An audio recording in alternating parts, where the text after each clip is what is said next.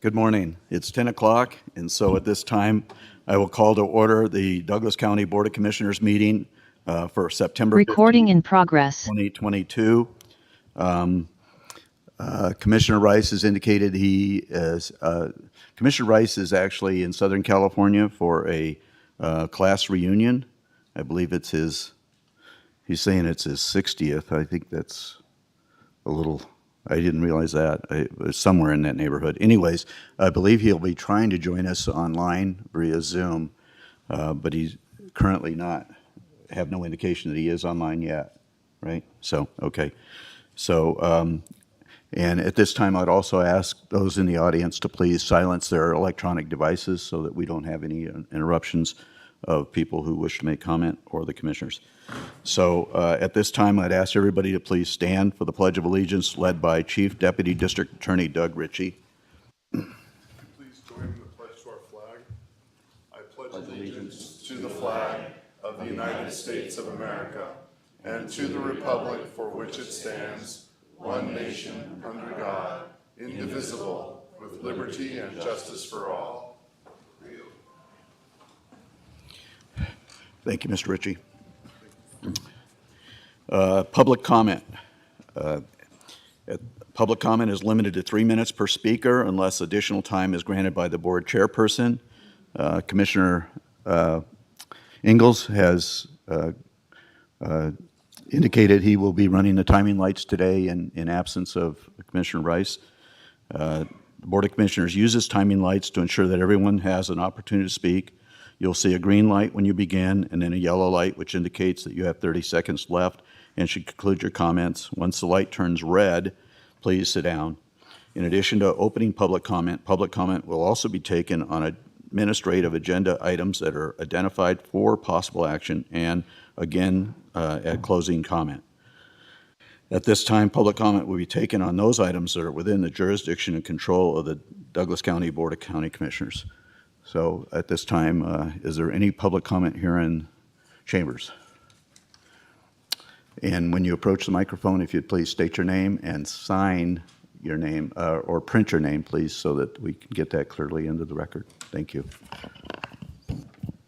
Good morning, Ellie Waller. Yesterday, there was a terrible accident on 395 near the entrance of the Best Buy. I was caught in that traffic accident snarl. I want to thank the first responders, the sheriff, the NHP, everybody that worked so well together, getting traffic through the area and the folks that were injured out. This is an example to be remembered when approving projects requesting that the county states they have no jurisdiction in determination. An independent assisted memory care facility in the general vicinity of the accident was approved recently with a request to NDOT to add a deceleration lane on 395 in that general area. I requested during public comment that design feature be removed. I understand the county has no jurisdiction, but they certainly can make recommendations to developers to change the design. There are already 2 points of entry identified for that project. I'm hoping NDOT just says no. The county did approve language in the Indian Hills Jacks Valley Community Plan, which I addressed during that meeting. Policy 6, minimize the number of points of access to US Highway 395, Sunridge Road, Topsy Lane, Vista Grande Boulevard, and Jacks Valley Road. Limit direct access from private property. This is the reason that statement is proof that we need to address these kinds of requests. I also hope that the board will request an information on the sawmill. I sent in a large, long public comment that I won't bring forward here. It was meant for you as the commissioners. I understand we can't do anything as a county, but it would be nice for you as commissioners to tell the people you have concerns, you understand, and the presentation of the operations so you better understand so you can answer your constituents' questions and issues. Thank you. Thank you. Is there any additional public comment here in chambers?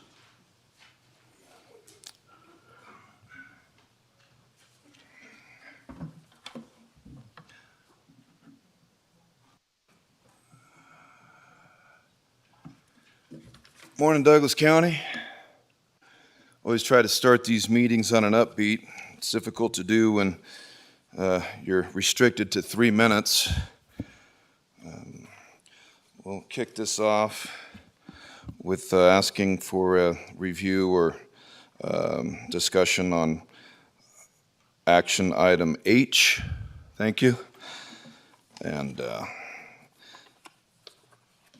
I spent the last week, 2 weeks, contemplating what I wanted to say, and it all went out the window this morning, like it usually does. I thought you were calling this meeting because we were going to have us a Constitutional Awareness Week, because it's been Constitutional Awareness Week all week, and it will be next week.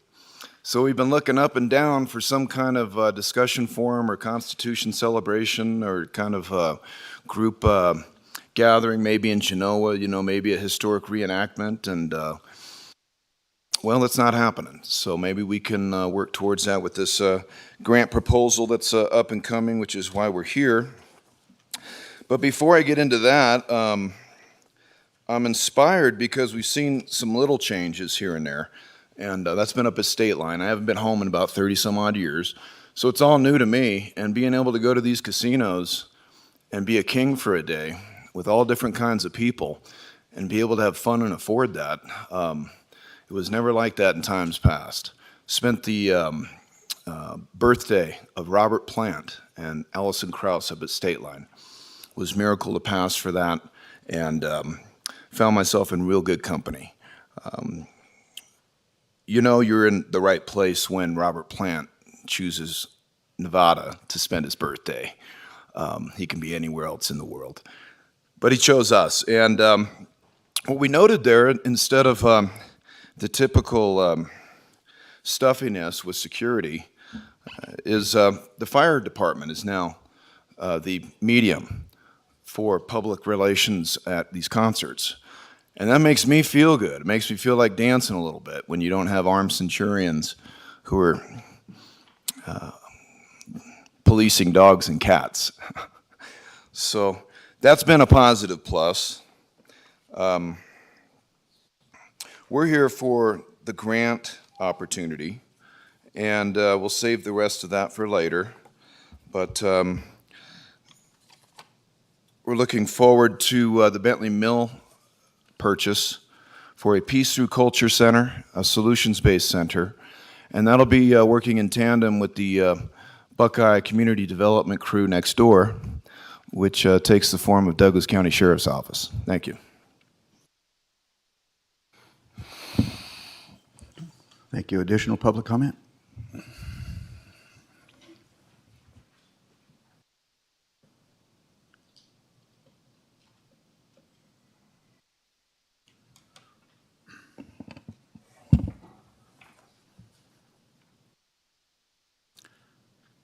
Jim Slade, speaking as an individual.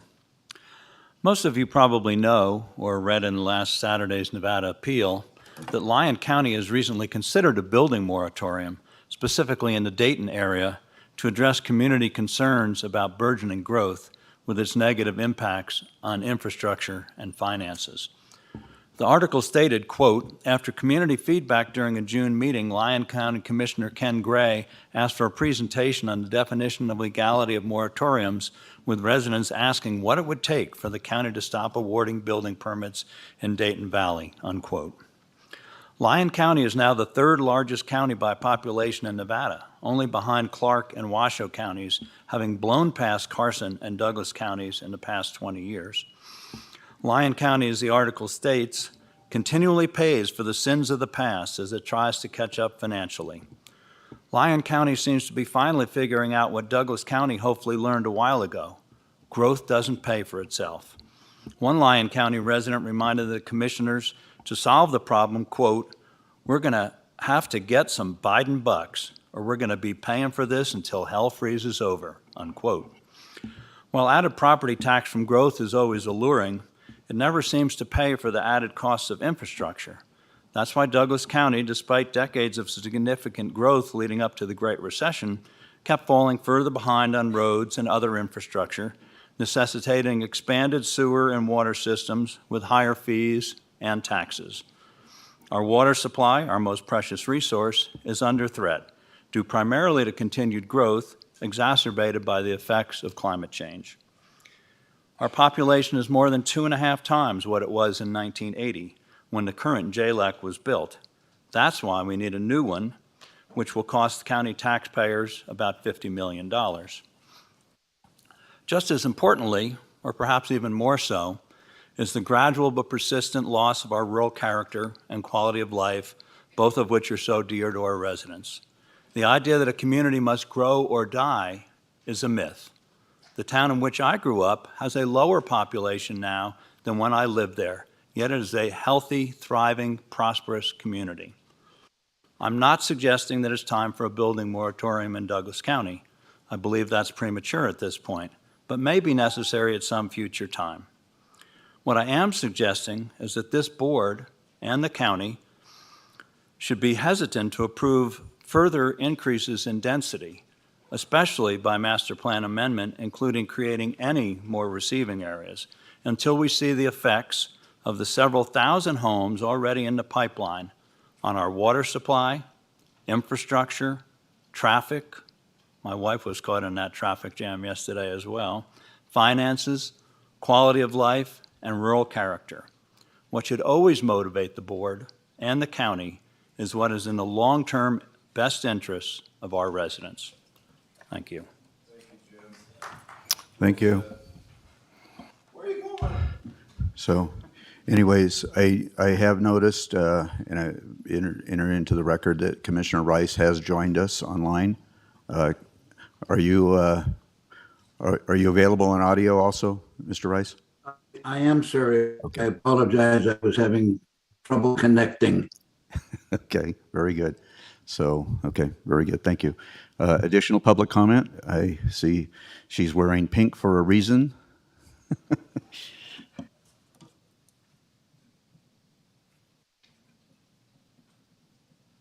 have to move this. Good morning, Mr. Chair, members of the board. Jen Nalder with your local Main Street Gardnerville program. I came just to let you guys know that we have a bunch of events coming up in October, and I wanted to let you guys be aware of them. October, we are doing our Paint the Town Pink event throughout Main Street again, as we did last year, so we're very excited about that. We will have pink ribbons put on the posts throughout the lights in downtown. The town has approved that. And then this year, we're also doing a sponsor pot program to where you can sponsor pink flower pots to put in businesses down the district. And we're going to be donating 3/4 of those proceeds to our local cancer treatment centers at Carson Tile Hospital and Carson Valley Medical Center. And then we also have a really exciting event coming up. Overland is going to be hosting a pink tie masquerade ball, or not really a ball, but a dinner as a fundraiser for our local cancer treatment center at Carson Valley Medical Center as well. So there's going to be very limited tickets to that, and I do believe that they're going to start posting that now. So I would hop on that if you would like to do that.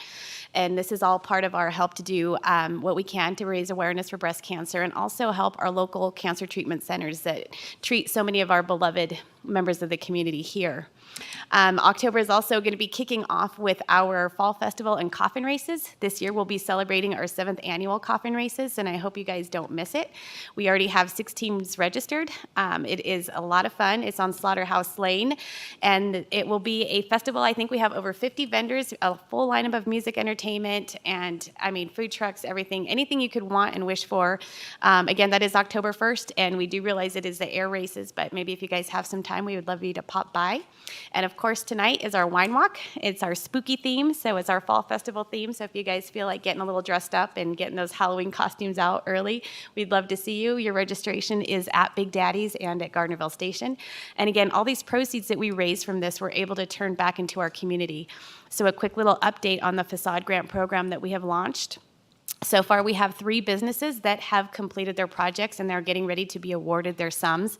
And I will be inviting you shortly to please come with us as we present their checks and congratulate them on their projects. You will see some signage up and down Main Street of who was able to successfully get these grants awarded to them.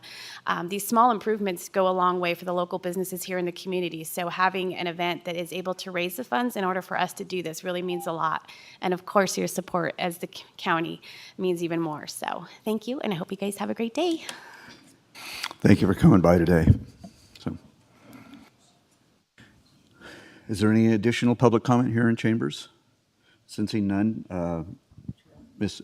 August, do we have any, I have to go online first. Yes, Do we we have do any have. public comment online? We do. Okay. Hello, Nancy Gilbert. Are Yes, you? I'm ready. Can you hear me? Yes, we can hear you. Thank you so much. My name is Nancy Gilbert. I live at 464 Elks Avenue in Zephyr Cove. This is dealing with agenda item number 4 of the consent calendar pulled for further discussion. While we applaud the Board of County Commissioners' efforts to consider increasing VHR permit holder fees and charges to pay for the ever-growing Douglas County VHR program in order to enforce Douglas County ordinances concerning VHRs, we are hopeful that the Board of County Commissioners takes a historical perspective of South Lake Tahoe before when a small neighborhood group successfully banned VHRs in South Lake Tahoe single-family residential areas. More enforcement, what we learned from that history is more enforcement did not quell or resolve the ongoing problems with VHR's parking issues, and the neighbors got fed up. The better option to consider is reducing, in order to reduce, and also to reduce staff and administration costs in the VHR program, is to seriously consider a ban on VHRs in single-family residential zoned neighborhoods in Tahoe, like South Lake Tahoe did. And if you note in the Tahoe Tribune, the city manager in South Lake Tahoe said that TOT taxes actually did not dip when they took that step. Thank you. I believe it's Ms. Gilbert's, is that correct? Yes, Okay. yes, sir. So that was item number, consent calendar item C that you wish to pull, is that correct? No, I was just addressing in terms of the 3 minutes, agenda item number 4 is when they consider increasing the fees and charges, to consider also just a ban. So Okay. it's in the consent calendar pulled for further discussion, agenda item number 4. I'm sorry, but we cannot address that issue during that discussion because the agenda item is very, very specific, and to do so would violate open meeting laws. So Fair enough. I'm sorry. Thank you. we can't do that. Yes, thank you. Okay. Is there any additional public comment online? At this time, there is no additional public comment. Okay. So I have a couple of commissioners that wish to offer public comment. Commissioner Ingles? Recently in the Record Courier, there was a headline, county collects over $1 billion in sales tax revenue, first in history. Whoopee. Now, how did that happen? Well, it's because of inflation, because the chief beneficiary of inflation is government. And gas taxes, food taxes, as they go up, as the price of food goes up and the price of gasoline goes up, so does the tax that we collect for the county and every other entity in the U.S. The consumer price index that the government is using and Fed Chair Powell is talking about, 8.3%, is a fallacy. The consumer wholesale price index on food is over 13% right now. So, and that just, we collect more money, but then it costs us more money because we have to pay more money for things that we use, and we're all running into the same thing. So we have to be very careful about inflation. Inflation is a very insidious thing, and this government has got to stop spending money like confetti because that's what causes inflation. Nothing else does. Thank you. Thank you, Commissioner. Commissioner Ingles, thank you. Okay, very good. Then at this time, I'll close public comment and go to the approval of the agenda. For possible action approval of the proposed agenda, the Board of Commissioners reserves the right to take items in a different order to accomplish business in the most efficient manner, to combine 2 or more items for consideration, and to remove items from the agenda or delay discussion relating to items on the agenda. I have been informed that the individual here in the public for item number 5 has an appointment that he cannot avoid, so I'm going to entertain the motion to approve the agenda, moving item number 5 to item number 3 on the administrative agenda. So at this time, I'll entertain a motion to do so. Motion as stated. Okay. Motion by Commissioner Tarkanian, second by who? Second. Okay, seconded by Commissioner Noasad to approve the agenda as presented, moving item number 5 to number 3. Sensing no further discussion, all those in favor signify by saying aye. Aye. Okay, motion passes 5-0. At this time, we'll go to the approval of the previous minutes for possible action, discussion to approve the draft minutes of August 4th, 2022, and the August 18th, 2022 regular meetings of the Board of County Commissioners. Entertain a motion to approve those if no So corrections. Okay. Okay, motion by Commissioner Tarkanian, seconded by Commissioner Noasad's motion, and Commissioner Ingalls seconded the motion. If there's no corrections, we'll go to the vote. All those in favor signify by saying aye. Aye. Okay, motion passes 5-0 to approve the draft minutes of August 4th, 2022, and August 18th, 2022 regular meetings of the Board of County Commissioners. We'll now go to the consent calendar, and a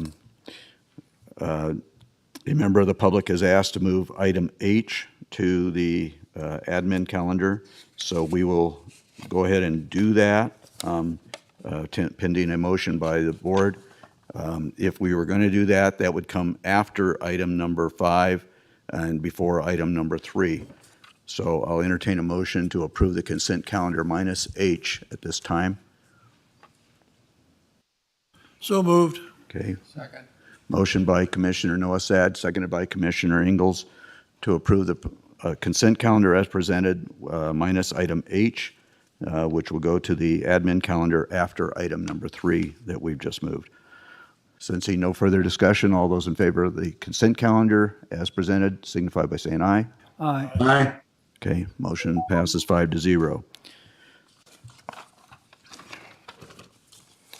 We will now move to the administrative agenda.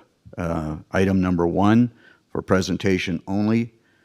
Ceremonial presentation of Proclamation 2022 P-100 designating September 17, 2022 as Citizen Day and September 17 through the 23rd, 2022 as Constitution Week in Douglas County. I will read the proclamation into the record. I won't be going down to the other podium because we really don't have anybody to present this to. So I guess it's presented to all the citizens of Douglas County. So proclamation, Douglas County Board of Commissioners, Proclamation 2022 P-100, September 17, 2022 as Citizenship Day, and September 17th through the 23rd, 2022 as Constitution Week. Whereas on September 17th, 1787, the delegates of the Constitutional Convention signed and ratified the United States Constitution and submitted it to the states for approval. And whereas there, throughout America's history, in times of turmoil and peace, liberty and oppression, our faith in the Constitution's promise of freedom and democracy has been a steadfast rock of national stability. And whereas our nation celebrates not only the longest-lived written Constitution in world history, but also the enduring commitment of our forebears who upheld the Constitution's core principles through the travails of American history. And whereas, in order to address fears of the proposed centralization of federal power, our founders amended the Constitution by adding a Bill of Rights, which provided a series of clear limits on federal power and a litany of protective rights to citizens. And whereas our republic would surely falter but for the faith and confidence that we collectively place in our Constitution. And whereas each of us must recognize that we bear a solemn responsibility to promote the ideals of freedom and opportunity throughout our land. Now, therefore, be it proclaimed by the Douglas County Board of Commissioners that September 17, 2022 is designated Citizenship Day, and that September 17, 2023, September 17th through the 23rd, 2022 is designated as Constitution Week in Douglas County, Nevada, adopted this 15th day of September 2022 by the Douglas County Board of Commissioners. So a very momentous time for us and the United States of America. So we appreciate your indulgence in reading that. At this time, then, we'll go to item number 2 for presentation only. Presentation by Community Development staff on the 2023 Federal Housing and Urban Development Community Development Block Grant, CDBG program. A summary of potential projects and outreach to the community for the 2023 grant cycle will be presented, and this is being presented by Ms. Lucille Rao. Ms. Rao. Thank you, Mr. Chairman. Just give me a second here to get hooked up to the Zoom. I might need some help. Ms. Elgis, I might need some help. I'm not seeing the...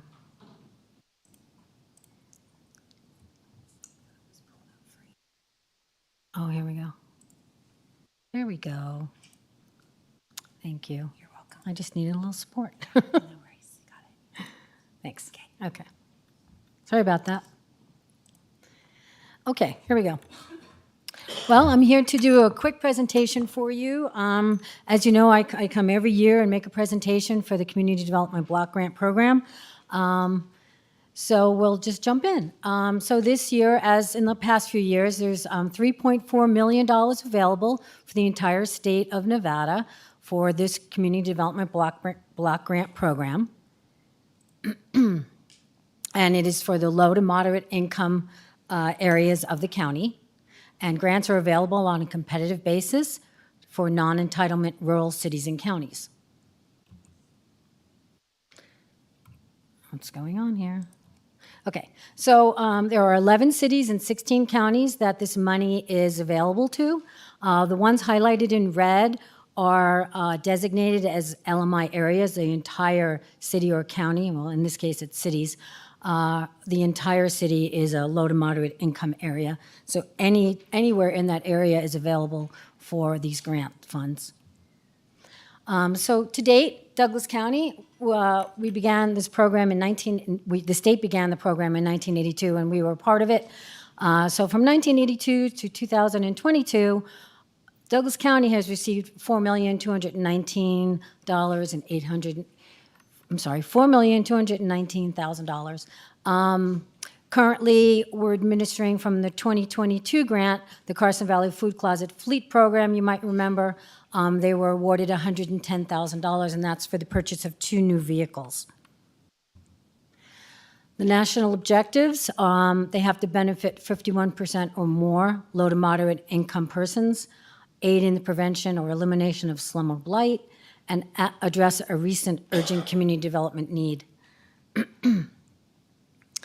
A few years ago, the governor changed the program, and instead of it just being for low to moderate income areas, there has to be also an economic development element, which makes it a little tricky for some of these applications. So basically, we have to show that whatever the project is, has some sort of economic development tied to it.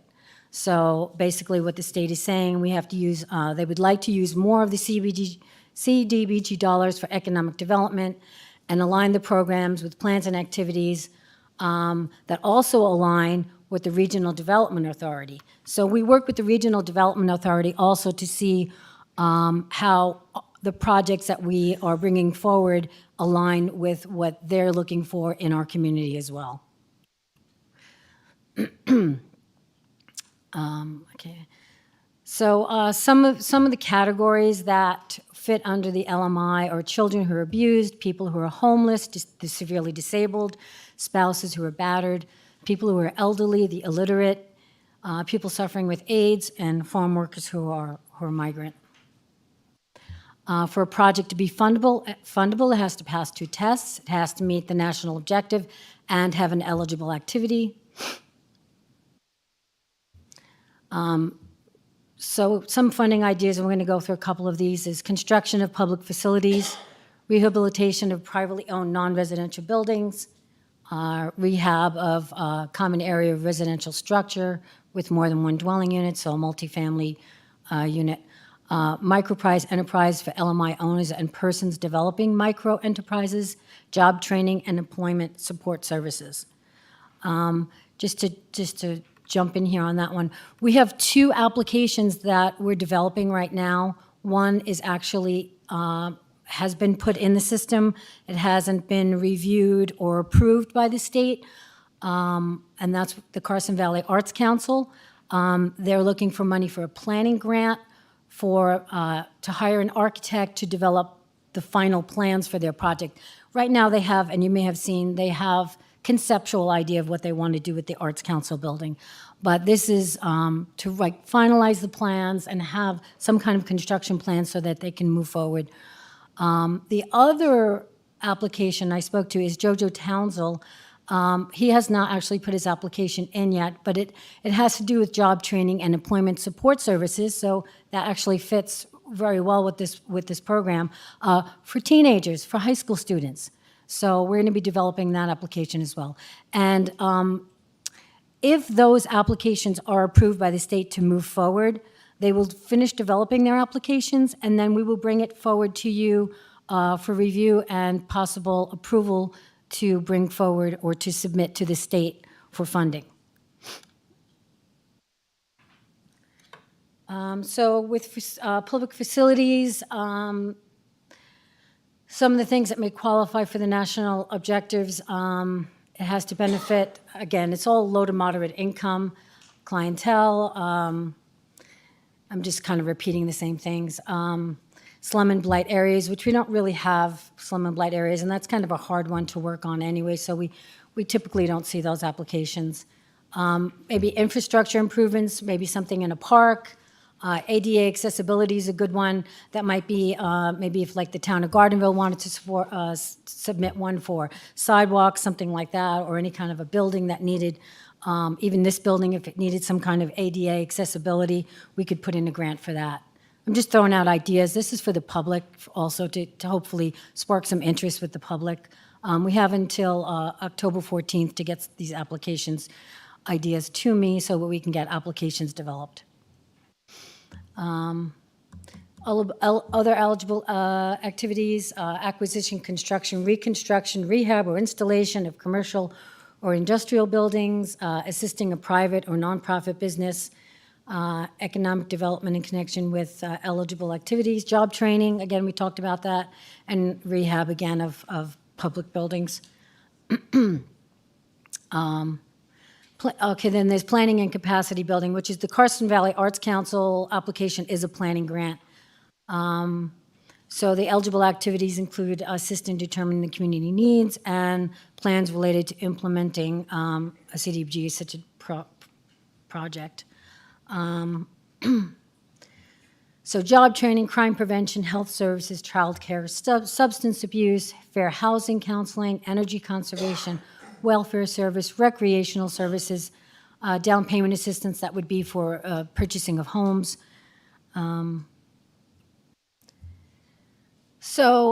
This is just pretty much okay, so timeline. So October 14th, like I said, is the deadline for an application to be put into the system. Between the 15th and somewhere around the 21st, the state will look at those applications, and then they will let me know if those applications can move forward if they've met the criteria. Ms. Rao, can I yes, interrupt you just for a minute here? It says October 14th, 2021. I'm Is sorry, that an it incorrect is- date? That's my typo. Okay. It's 20. Just- Thank you for catching that. I'm proving that I am paying attention. You though, are. right? Thank you. So October 14th, 2022, for everyone, is the deadline for the 2023 grant. So we put the applications in now. They're reviewed in April or May for funding, and then the grants actually start July of 2023. I just wanted to make that clear to the public. So October of this year, all the applications have to be in, the state will review them, and then they will let me know if the applications have met the criteria, and then they can move forward and complete their applications, which is a way more involved process going forward. Right now, what the applicants have done is just a cursory, just basically what they're looking for, how much money they're looking for, and it's just a quick idea of what their project is. December 15th, I'll be back. If those 2 applications that we received, or more hopefully, are approved to move forward, then you would have an opportunity to review those applications and then vote on, if you want to support them and which ones you would like to move forward. February 8th is my grant deadline for the final applications for me to put together and get to the state by February 17th. So, so right now, basically, we're asking for any public input on ideas and projects. Anyone have any questions, they can contact me. And so if we have any questions, Very good. Could we go to one slide back? Okay, so Commissioners, Commissioner Tarkanian? If I remember this correctly, we didn't get many applicants last year, right? Just one? And that they were awarded $110,000 plus 2 vehicles, you said? yes, it was $110,000 to purchase two vehicles. To purchase the 2 vehicles. Okay, so we really underperformed in trying to take advantage of one of these handouts the government's given, which they give enough. Okay, so let me ask you something. We are trying to build a new JLEC building for the judicial, enforcement, legal, and so forth. It seems to me it would fall under every single one of these categories. Would this be something the county can apply for too? For the record, Lucille, yes, Commissioner Tarkanian, yes, the county could apply. The county can apply for two applications for anything, and they can sponsor 2 applications. So we can technically turn in 4 applications. What's the most we can apply for? You can ask for up to $3.4 million. Thank you. Commissioner Nosad? Any questions? Commissioner Ingalls? No. Commissioner Rice, any questions? No, sir. Okay. So I do have just one question, I think, and that is, even though we would rank these applicants and submit these applications for approval, whether it be from private parties or other entities other than the county or the county, just because we necessarily rank them and promote those and forward those, that doesn't guarantee the allocation of those funds and the approval of those grants. Is that correct? For the record, Lucille Rayo, that's correct. You are only choosing which ones that you feel are appropriate to move forward, and then they're submitted, and then there is a council that sits around and discusses them. They review the applications, of course, and then they vote on which ones. And typically, just so you know how the process works, because I've been at many of these meetings, they discuss them, but they choose the most. So basically what the governor's office is looking for is really something that's going to make the most impact in a community. So if someone's asking for $1 million for a water system or a sewer system or something that's truly impactful for their community, they're going to start with those first. So they sort them out. They put them in order from dollar order, highest dollar order down. If there's money left over, then they'll pretty much fund everyone. So what happened with the Carson Valley Food Closet was they were not going to fund that. And there was money, they were leaving money on the table. And so I spoke up and I said, why would you not fund this? I mean, you have money, why would you put it back in? So anyway, that's kind of how it goes. Even though $110,000 was a lot of money, there were $1 million projects in there that they were funding. So what is did you tell me or tell us what the total amount of, this is from the state of Nevada, okay, what is the total amount of funds that are available in this process?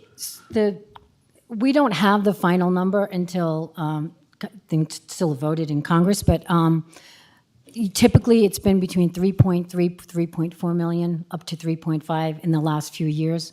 So the Federal money gets to the state and the state distributes it. So that's total funds available throughout the state is 3.4 million, thereabouts? For the record, Lucy Arroyo, that's correct. Okay. So that's going to be certainly highly competitive throughout our state, right? So I hope that some of our GIDs may take a look at this also as possible funding for some of their critical projects. So I think that's important. Okay. Any other questions then? Very good. So 22 was funded, but this is basically for the state budget cycle of 23-24. Is that correct? So it's for the fiscal year of 2023, 2023 to 2024. May I make one comment? Sure.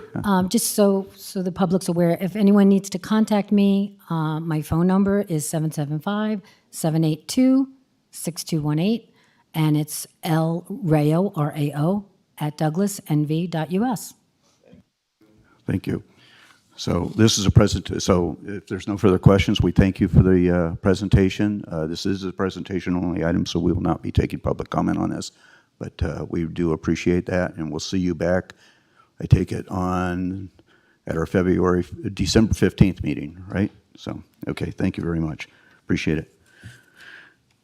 So at this time then, we'll go to item number 5 on the administrative agenda. This is for possible action. What? For possible action, yes, we had indicated we were going to move this item. So, okay, so we'll hear this item now. Item number 5 for possible action to discussion to approve a modification of the fiscal year 2022-23 community grant in the amount of $18,750 awarded to grantee In Jesus Name Ministries to allow the grantee to purchase a portable eye lab and glasses versus instead of a portable x-ray machine as contained in the original grant application. This is being presented by our grants writer, administrator, Debbie Swickard, I believe, and we also have CFO Terry Willoughby with us. So anyways, at this time, we'll go into the presentation, I guess. So thank you. My name is Scott Southard. I'm the physician medical director for In Jesus Name Ministry. And I just want to thank Mr. Chairman and the commissioners and the county as well. Thank you for the wonderful grant of $18,750 that we were awarded this past year to purchase a new portable x-ray machine for In Jesus Name Medical Ministry. We were both surprised and humbled by that. Our x-ray machine had broken for about 5 months, and we were unable to take x-rays for many people within our county. We've seen over 5,000 people in the county and done over 180 free medical clinics. Since submitting our original application to Douglas County, the funds were very surprisingly submitted to us to purchase that x-ray machine. We counted it as a blessing from God. We therefore were back in action after we submitted our application, and we were taking free x-rays again for the people of Douglas County. We are now directing our efforts to creating a new mobile IJN iLab. IJN is our abbreviation, but we're creating a mobile iLab. With this mobile iLab, we will be able to evaluate people in Douglas County for glaucoma and many other eye health conditions, as well as to perform refractions and prescriptions for glasses for free for residents of Douglas County. There are several pieces of equipment which we do need in order to make this iLab a reality. Much of the equipment we have put together, and God has provided this for us, but we have needs, especially with inflation hitting us. And I've itemized those in a document that I hope was distributed to the commissioners. And any remaining funds we would use to purchase eyeglass frames and lenses for people also at no cost. Not only do the indigents in the area not have access to good eyewear and eye health exams, but even those of us who have medical insurance, it doesn't cover our eyeglasses, as we all know. So I'm here today to ask the commission to, if they would reconsider utilizing those funds, which were originally apportioned for an x-ray machine, to our new IJN iLab project. And that's my question. I'm happy to answer any questions. I guess he saved you guys the the need to make a presentation, but I'm sure you appreciate that. Do you have any, Ms. Wickard or Willoughby, do you have anything to offer? No, Terry Willoughby for the record. We brought this forward to be fully transparent. There's no change in dollar amount or fiscal impact, but we wanted to make sure that everyone was on board with this. Right, very good. Commissioners, Commissioner Tarkanian? You know, I really appreciate your presentation, but you left out the most important thing for people that are watching, that is what you do and the incredible community service that you provide. I was able to go down and see one of your free clinics last month in TRE, and boy, the place was packed. You got great doctors. Dr. Dan Rose, one of the best, if not the best dermatologist in Northern Nevada. And all of you guys, you volunteer your time. You do it once a month. Why don't you tell people what you do and how many months you've been doing this for without getting paid? What we do is we basically we serve people like Jesus did. We go around from place to place, and we take care of people, whoever wants to come. There's no charges. It's all for free. We have about 10 or 12 doctors now that work with us, nurses, x-ray technicians, medical assistants, and we bring a team to various locations. We do this every month and have done it now 181 months. So it's been going on a long time. And when our x-ray machine broke, it was a big deal. And so we're thrilled to have that back in action. But anyway, that's what we do. Our next clinic will be in just 2 days, Saturday in Minden at Valley Christian Fellowship. And everything is free. I mean, you're providing all this medical service for free. Yes, it's absolutely all for free. You know, that's what Jesus did when he came. Everything that he's given to every one of us has been for free and still is for free. And So I had an so opportunity. that's the way we work. I had an opportunity to put together a video of what you've done, and it's on my website, tarkfordouglas.com. I also wanted to ask you if you guys want to see in person some of the work they're doing. But I think more importantly, too, we've given a small amount of money to the community here, the county commission. But if somebody wants to donate to your work, because it is a great community service you're providing, can you tell people how they can donate to it? Yes, and thank you for the question. Anybody could donate very easily by going on our website. It's injesusnamemedicalministry.org.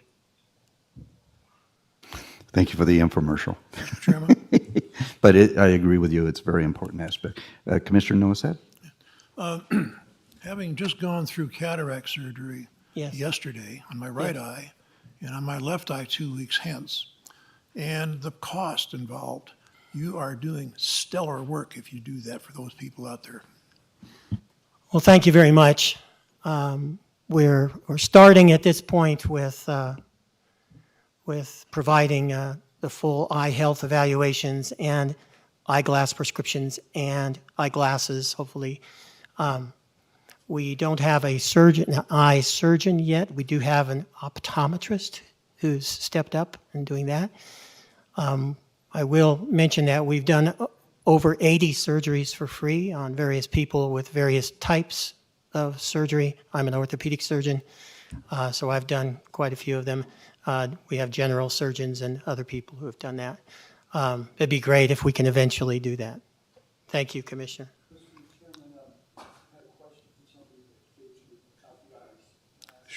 Sure. I was asked by somebody very important next to me, do you guys take used eyeglasses, and does that help you in donations? Well, we're absolutely in the process of assessing that. What we're thinking right now is we're going to collect the frames and hopefully provide the actual lenses for free to people. So that's the plan, but that is in the works right now as we wrap our arms around this. Yeah. Commissioner Ingalls, do you have any questions? Okay, Commissioner Rice, any questions? No, sir. It's very worthwhile charity, and I am very glad to see them here doing this. Thank you. Thank you. So, and I will echo what Commissioner Noah said about cataract surgery. I had that back in May, and so my glasses now that I have to wear are mostly for distance, but it's a tremendous program. I'm wondering, I was previously associated with the Kamehameha Lions Club of Honolulu, Hawaii, back in the mid 2000s, early 2000s actually. And I know the focus of the Lions Clubs International are eye care and eyeglasses. Are you working with the Lions Clubs at all wherever you travel to? The succinct answer to your question would be no. What we're offering, in addition to what the Lions Club has done in the past, what we're offering is eye health evaluations. In other words, not just the eyeglasses, but we evaluate for glaucoma and toxoplasmosis, all these other conditions. There's lots of long names. So with our eye lab, we're able to evaluate, the retina and the cornea, the various places of the eye, structures in the eye, which the Lions Club does. They don't address that. It's a big project, and fortunately, we've had, the optometrists step up and our other physicians, and so it's coming together. But that's the succinct answer. Mm-hmm. So I'm gonna take this moment then to promote the Lions Clubs and what they do, because it's very important what they do in regards to eyeglasses. I know our club in Honolulu, we actually collected eyeglasses for a year and actually sent a team to Afghanistan to provide eyeglasses for people that had no access to any eye care whatsoever or glasses in that disadvantaged country, and it was just short of a miracle about the amount of people that were able to all of a sudden gain some eyesight in that third world country. Yes. So I salute you what you're doing here, and I certainly wholeheartedly support the movement of these funds from the portable X-ray machine. But at this time, then, if there's no further questions, we need to go to public comment on this. So we appreciate your presentation. Is there anybody here in chambers who wishes to offer public comment on this item? It's an action item. Not sensing any. Is there anybody online, Ms. Elgis, that wishes to comment on this item? At this time, there is no public comment online. Very good. We'll bring it back to the board for further discussion and possible motion. I'll make a motion to approve the fiscal year 2022-23 community grant in the amount of $18,750 awarded to grantee In Jesus Name Ministries to allow the grantee to purchase a portable eye lab and glasses instead of a portable X-ray machine as presented. I'll second. Okay, motion by Commissioner Tarkanian, seconded by Commissioner Rice, to approve a modification of the fiscal year 2022-23 community grant in the amount of $18,750 awarded to grantee In Jesus Name Ministries to allow the grantee to purchase a portable eye lab and glasses instead of a portable X-ray machine as contained in the original grant application. I just had one other comment, and I forgot to echo Commissioner Tarkanian's indication of TRE is the community I live in, and I know that this was announced in our TRE church, and we really appreciate you coming into our community center and doing that. So that was very much welcomed in that community, so thank you for that. Thank you. Yeah. So- Thank you all, commissioners. Yep. Sensing no further discussion, all those in favor signify by saying aye. Aye. Aye. Motion passes 5-0. There you go. Thank you. Thank you very much. Chairman Gardner, I think your info commercial beat my info commercial. If you say so. Okay. We had one item pulled from the consent calendar. That's item H. This is for possible action, and this is being presented by Under Sheriff Elgus.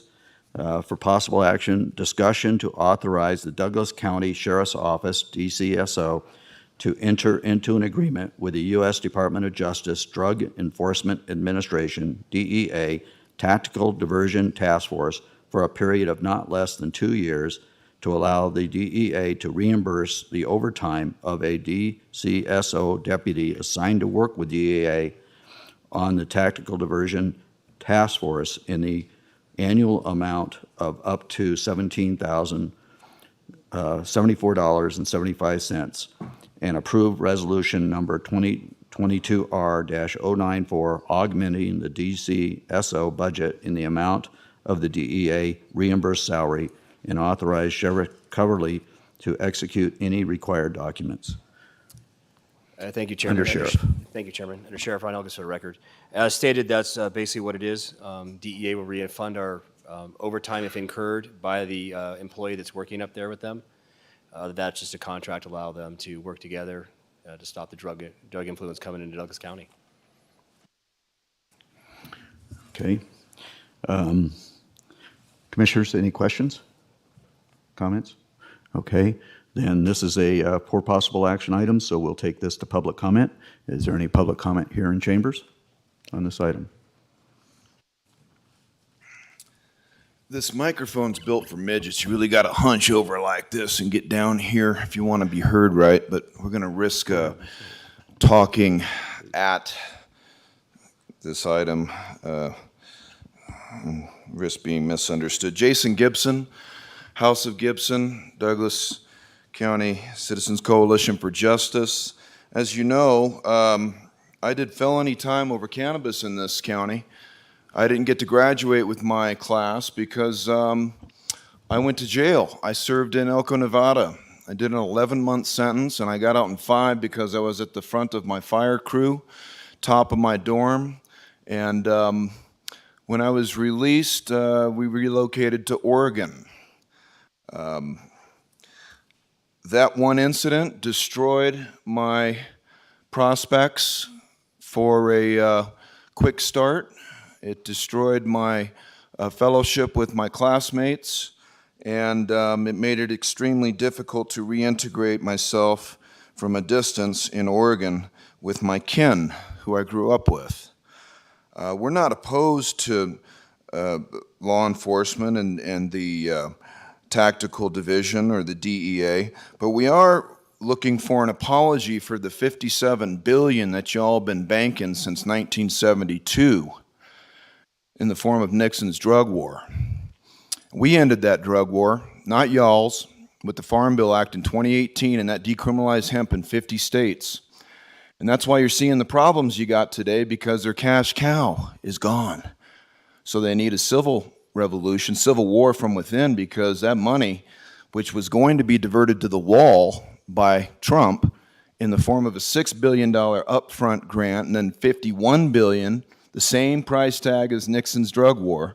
And when that didn't fly, you found yourself in a revolution with the country torn at the seams. And that's what's really happening today. I have a neighbor who was assaulted by Douglas County sheriffs and an urban armored assault vehicle. His family was flash bombed. He went to jail. His whole community alienated him. He lost his apartment. He lost his relationship with his partner over a half ounce of cannabis. And that's what's been going on. for over 70 years, but it goes further back to 1936, 37, 38, and 39.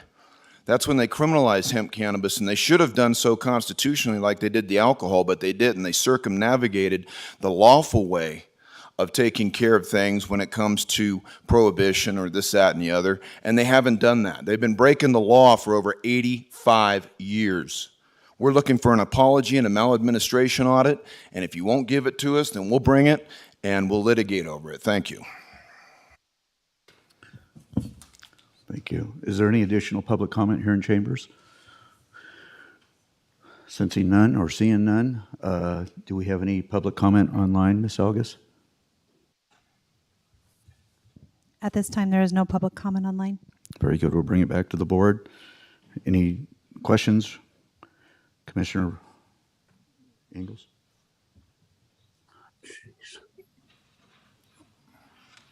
Well, I know for a fact that we've already had one guy arrested for selling fentanyl.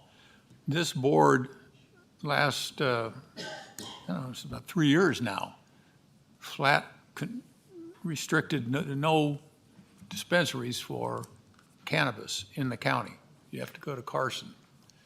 And I don't agree with what the commenter just stated, that it is all our fault, because I don't think it should be legalized. It is a gateway drug, and no question it has very strong impact on young minds and the cerebral cortex that is not developed by younger kids, and it's being offered to them along with other drugs. Anything we can do to fight this scourge, including fentanyl and other things, I'll support it. Okay. We need to be very careful that we don't stray from the agenda item. So, is there any other? Okay. This is for basically accepting overtime pay in conjunction with our activities with DEA. So, if there's no other further discussion, then I would ask for a motion. Mr. Chairman. Commissioner Rice. Mr. Chairman, I would like to make the motion that we authorize DCSO to enter into an agreement with the DEA Tactical Division Task Force as presented and approve Resolution 2022 R-094, augmenting the DCSO budget in the amount of the DEA reimbursement salary, and authorize Sheriff Coverly to execute any required documents. Second. Okay. Motion by Commissioner Rice, seconded by Commissioner Noah Sad, to authorize the Douglas County Sheriff's Office, DCSO, to enter into an agreement with the U.S. Department of Justice Drug Enforcement Administration, DEA, Tactical Division Task Force for a period of not less than 2 years to allow the DEA to reimburse the overtime of any DCSO deputy assigned to work with DEA on the Tactical Diversion Task Force in the annual amount of up to $17,074.75, and approve resolution number 2022 R-094, augmenting the DCSO budget in the amount of the DEA reimbursed salary, and authorize Sheriff Coverly to execute any required documents. Sensing no further discussion on that, all those in favor signify by saying aye. Aye. Aye. Motion passes 5-0. Thank you. Thank you, sir.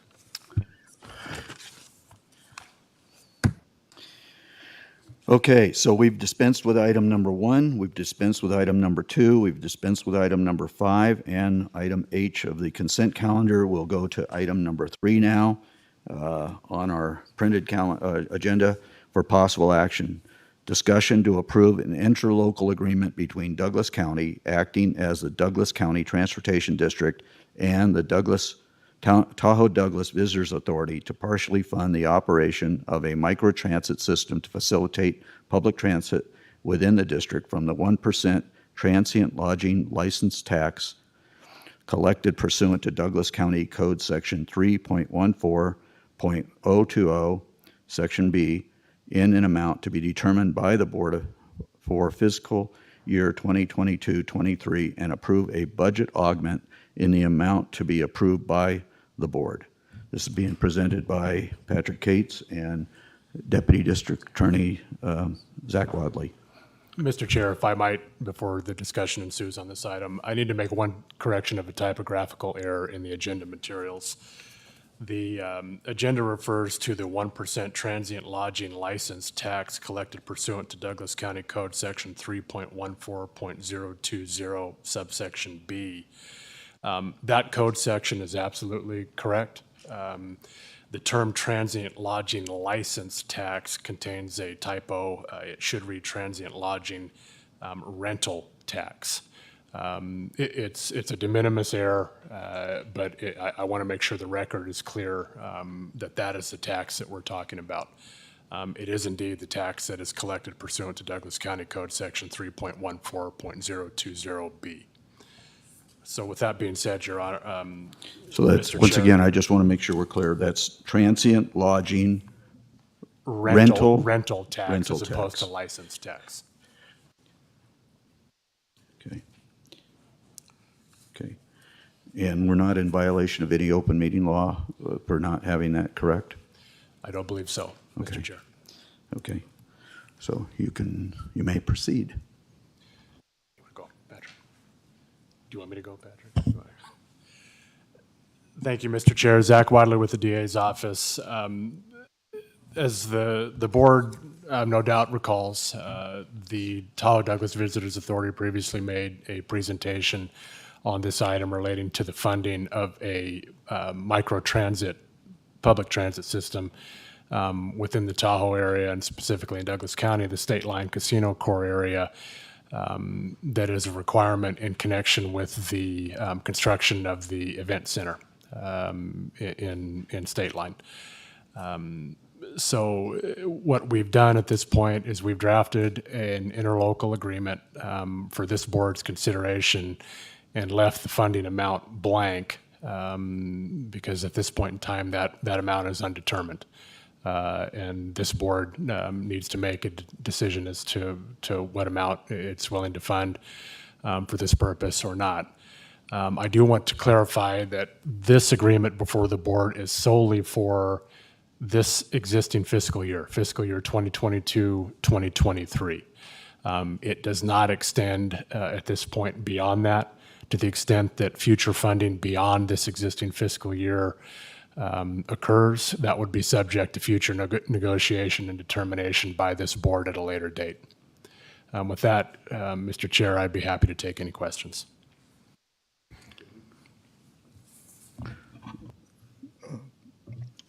Mr. Cates, you had something to add? Thank you, Mr. Chairman. I just want to put some numbers to this conversation, and you should have a hard copy handout. There's also some that have been left for the public, and this is also on page 49 of the supplemental package. So just to put this in a little bit of context, so this is Fund 236, the Tahoe Douglas Transportation District. This is funded by the 1% transient lodging rental tax. The current unassigned fund balance as of the end of fiscal year 2022, that ended June 30. Our audit's not final, but these numbers should be final, but they haven't been audited yet. So the total unassigned balance is a little over $2.8 million. It's generating a little over $1.1 million per year.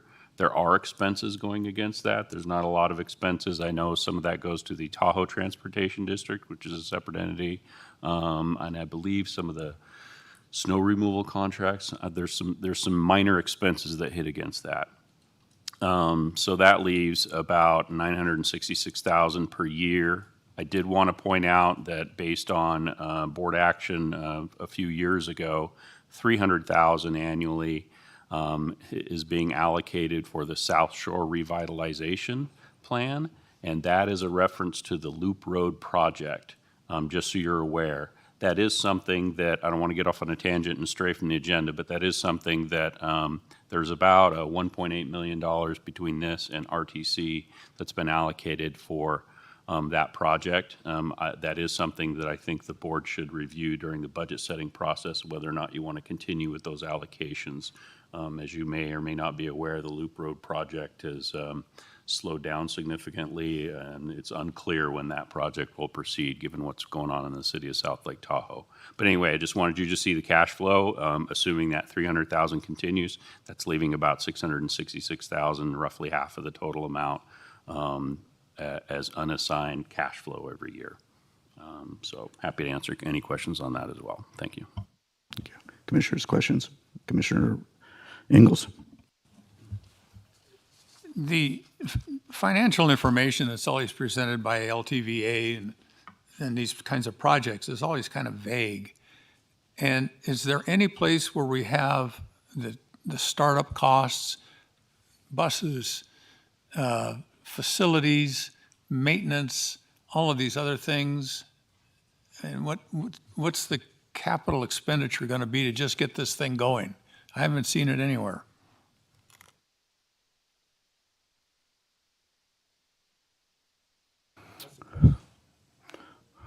And I'm not seeing, I'm not seeing any answers out of their faces. For the record, Patrick Cates, I do know this service is already running. Lou Feldman has presented to the board previously on behalf of TDVA on the status of that. I know they have equipment, they're up and running. If you wanted to ask Mr. Feldman to come up, I'm sure he could give you more detail. I appreciate that, but Lou Feldman is an attorney, not a bean counter. I'd like to see somebody more financially oriented pull some numbers together. I asked him about this, I don't know, a couple of months ago, and he just came up, oh yeah, about $1 million or something. Well, that's pretty vague. So we need more detail. I mean, how much is this going to cost? And then, you know, the maintenance of these vehicles is going to be very expensive. You have to have staff that are going to maintain it. They have to be in some sort of a facility. I don't know if at the lake or down here, because you get some pretty heavy winters up there at the lake. And all these considerations, and you just get these numbers kind of sort of. So before we enter into this, I'd like to see more detail. Thank you. I probably won't be here though, so you won't have to deal with me. So if you can sneak it by before I'm gone, you better hurry up. Okay, Mr. so it's Tarkanian. my understanding, and you guys can correct me if I'm wrong, the project is up and running. It's actually expanded from the initial area of where the transit was going in Douglas to a little bit further. There were numerous entities that are putting in money to pay for this cost. All the other ones, many of which are private, some are government agencies, and Douglas County is just trying to figure out what share of these costs it's going to be. So having the actual cost, I mean, it may not be as relevant as knowing what the other people are putting in, which is relevant. And didn't we get that at the last meeting? Yes. Commissioner Nosat, any questions at this time? I just want to put in a word that says, yeah, I agree. Of course, I'm a kind of a stickler about detail because I used to work in quality assurance.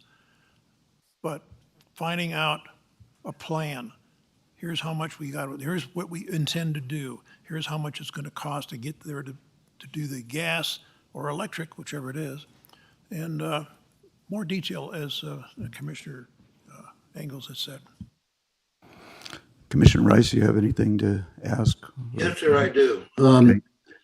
The microtransit system is already in progress. It's already operating. Multiple agencies, including El Dorado County, South Lake Tahoe, Carson City, and a couple of others have already helped to fund this project to get it off of the ground. What is being asked of us is to provide our fair share. Now, there's been some debate about how far the system is coming into Douglas County and what percentage, how many miles, whatever. But one thing that we need to keep in mind is that this transit is going to bring people from South Lake Tahoe, from El Dorado County into Douglas County to not only our casinos, but to the event center. Not only are they going to be bringing in the customers, it's going to be bringing in the workers that we're going to need so that we can operate the new event center and get them back and forth, because as we all know, they cannot, most of them will not be able to afford to live in Douglas County. So this is, as far as I can see, this is a win-win for Douglas County. This transportation is very much needed. And this is a start. This is not where it's going to end up. This is seed money to get the program up and running. It's already going to be coming in, it's my understanding, at least as far as Round Hill Pines.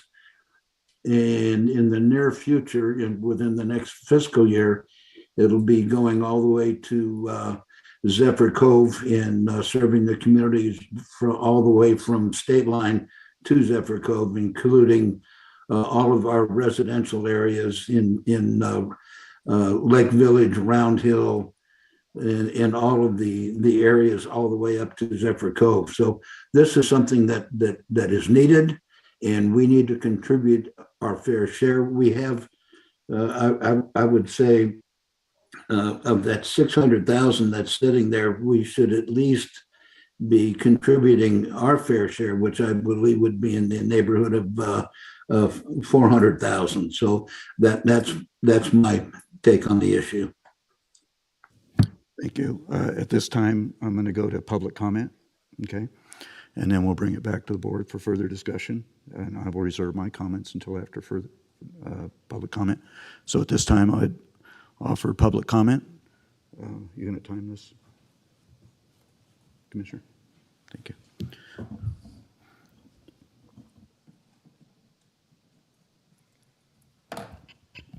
Good morning, Mr. Chair, Commissioners. Lou Feldman on behalf of TDVA. We do have via Zoom the operator, the project manager for the existing system, Mr. Raymond Suarez, and we have a slide deck that would inform you as to the service area, the budget, and actually some fairly remarkable success in the initiation of this project. And I would propose that we permit Mr. Suarez to make a presentation to the board, and then perhaps I could conclude with some comments, and there'd be some additional public comment.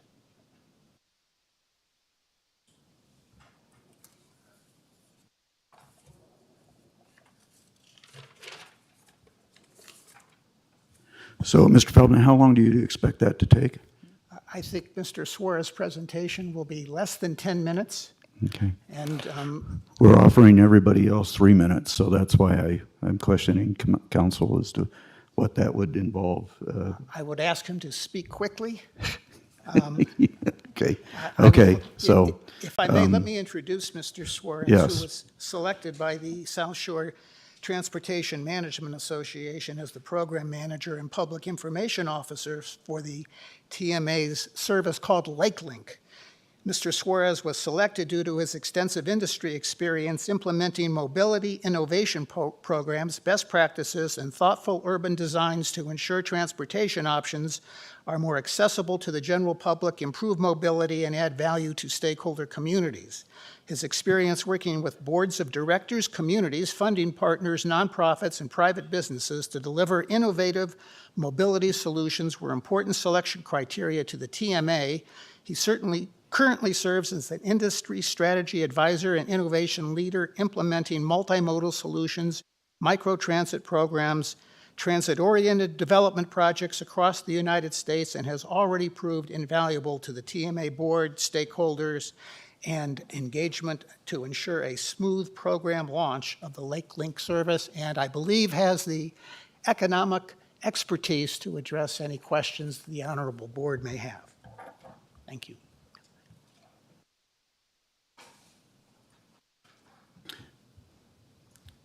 We can't hear you. Mr. Juarez, is it Juarez? Suarez? Suarez. Okay. Mr. Suarez, we apparently your mic was muted, so we couldn't hear you. Still can't hear you.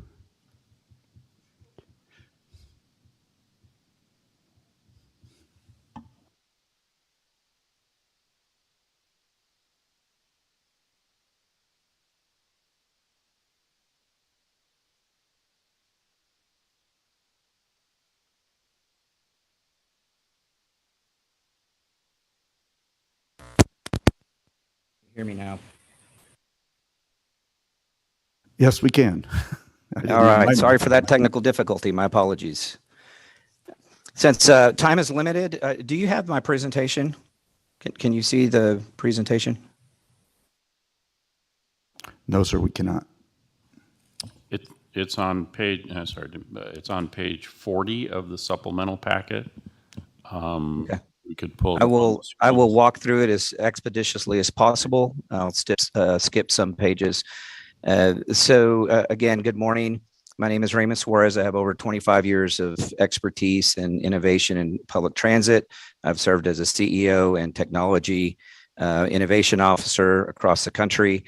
I'm here to present Lake Link and the opportunity for Douglas County to join over 19 funding partners, which is extraordinary. I will tell you that having been personally involved in transit management associations across the country, this by far is the most participatory. It's quite phenomenal that these folks have been able to join forces. It's a testimony to how sorely needed microtransit is, or frankly, to reduce the vehicle miles traveled along the 50 corridor. I think everyone will agree that that's something that is certainly impacting the livability, the viability of your two great states and the South Lake Tahoe area. The service was launched on July 22nd with a proposed budget of $1.2 million. We do have a contract with a service provider, Downtowner. We have a very detailed budget. The estimated cost for the first year is $1.2 million. That's based on 4 vehicles in operations from 7 a.m. to 10 p.m. on the weekends and to 9 p.m. Monday through Thursday. And that's based on an hourly cost, which includes fuel, vehicles, operators for 2 shifts, 7 days a week. And the operator is responsible for turnkey, so they maintain all vehicles. We have short-term parking already taken care of, and we're looking with partners to find existing surface parking so that we can lodge the 4 vehicles. Moving on, I'll skip through. There's on one of the pages, there's an area map.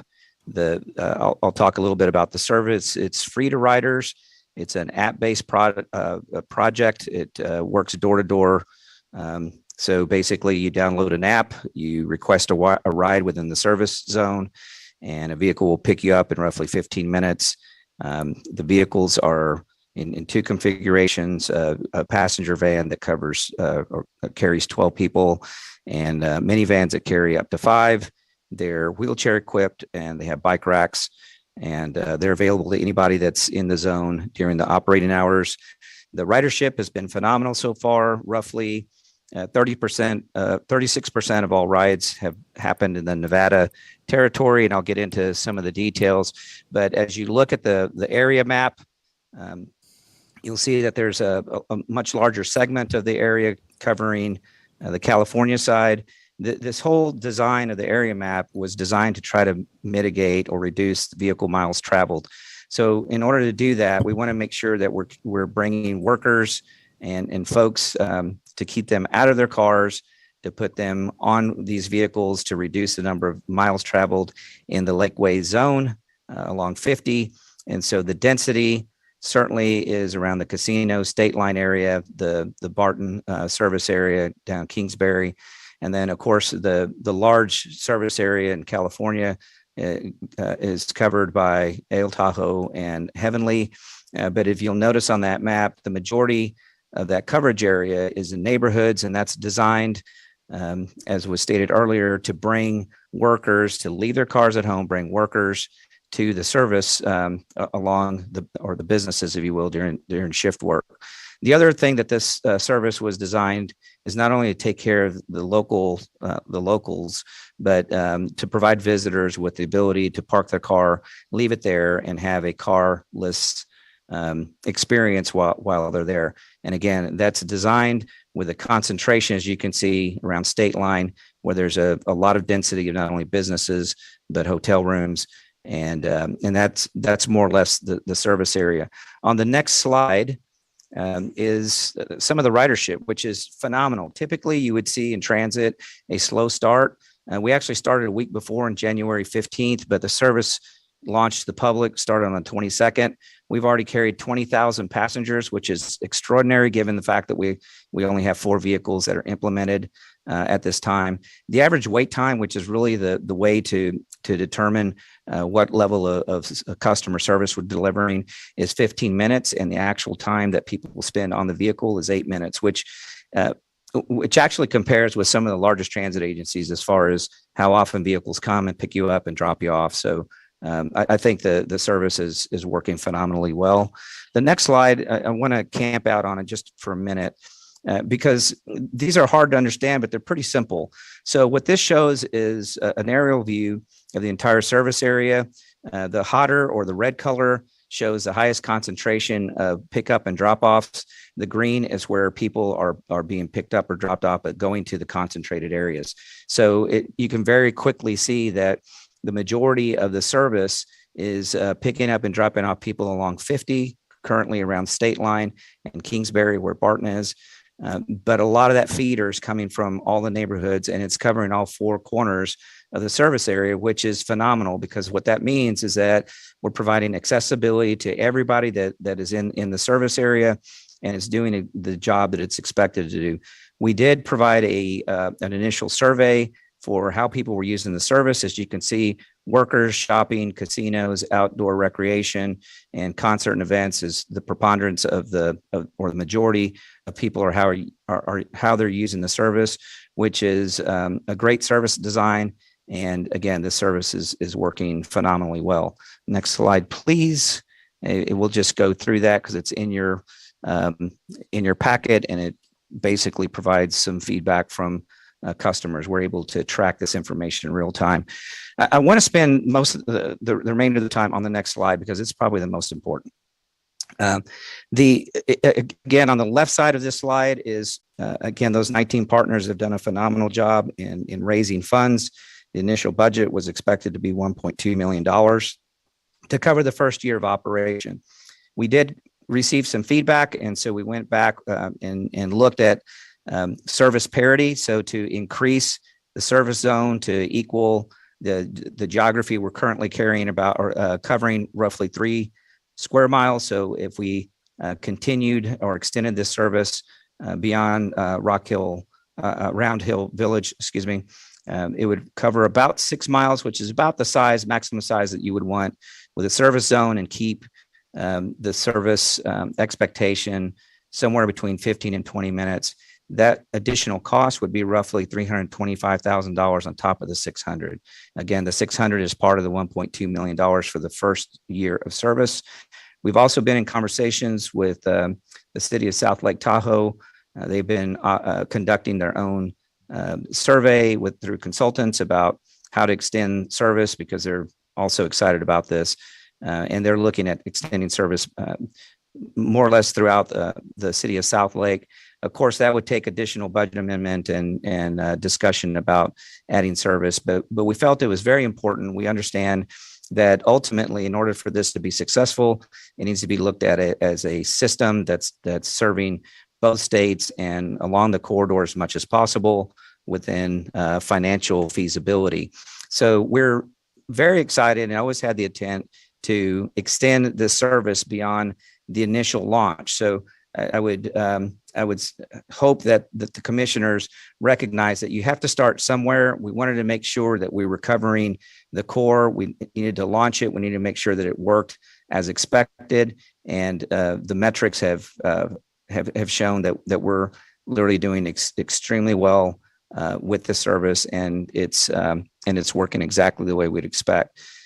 We are absolutely asking for the $600,000 for your consideration to continue the service. We have operators and staff that live in both of our jurisdictions across the state line that are dedicated to providing exemplary service.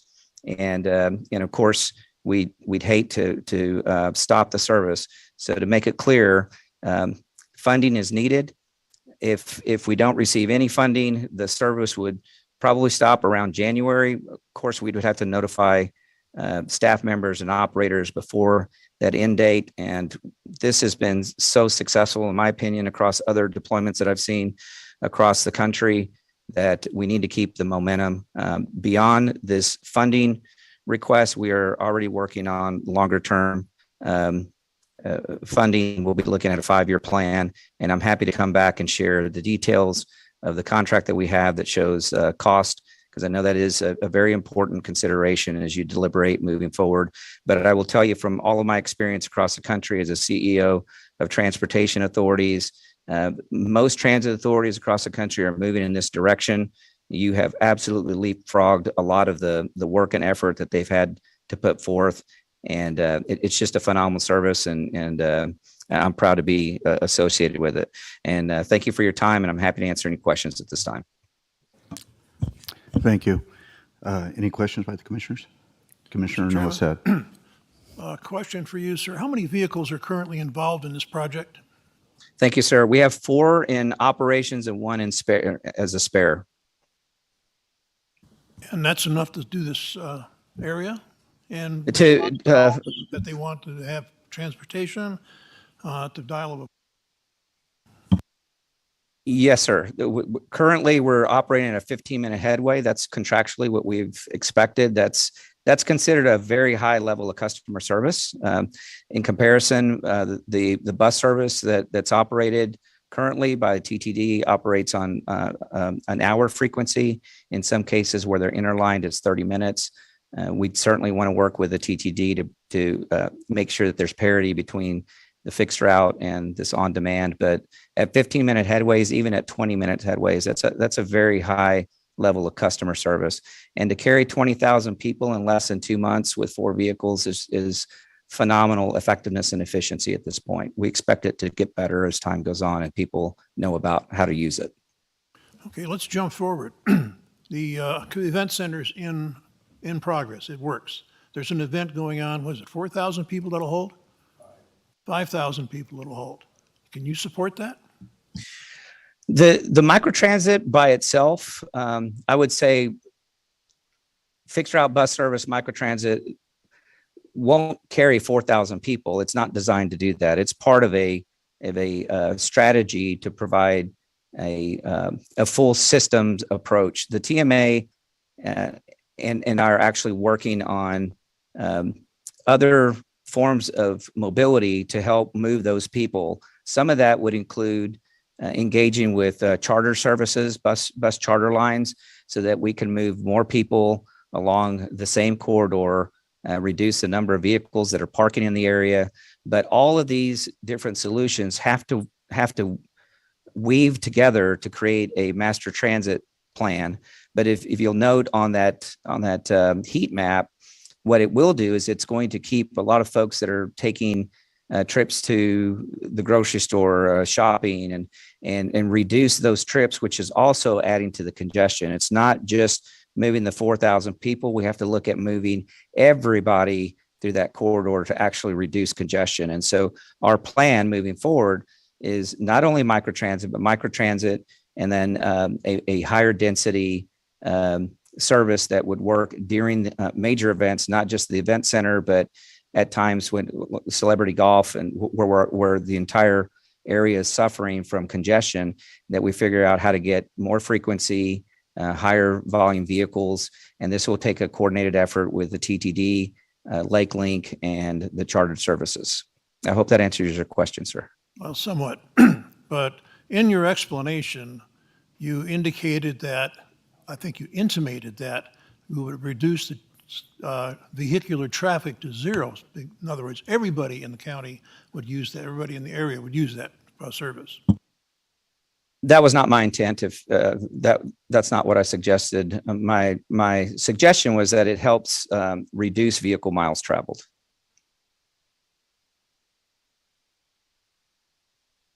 Thank you. Any other questions? Okay, at this time then. I have a couple questions. Okay. He was on the button.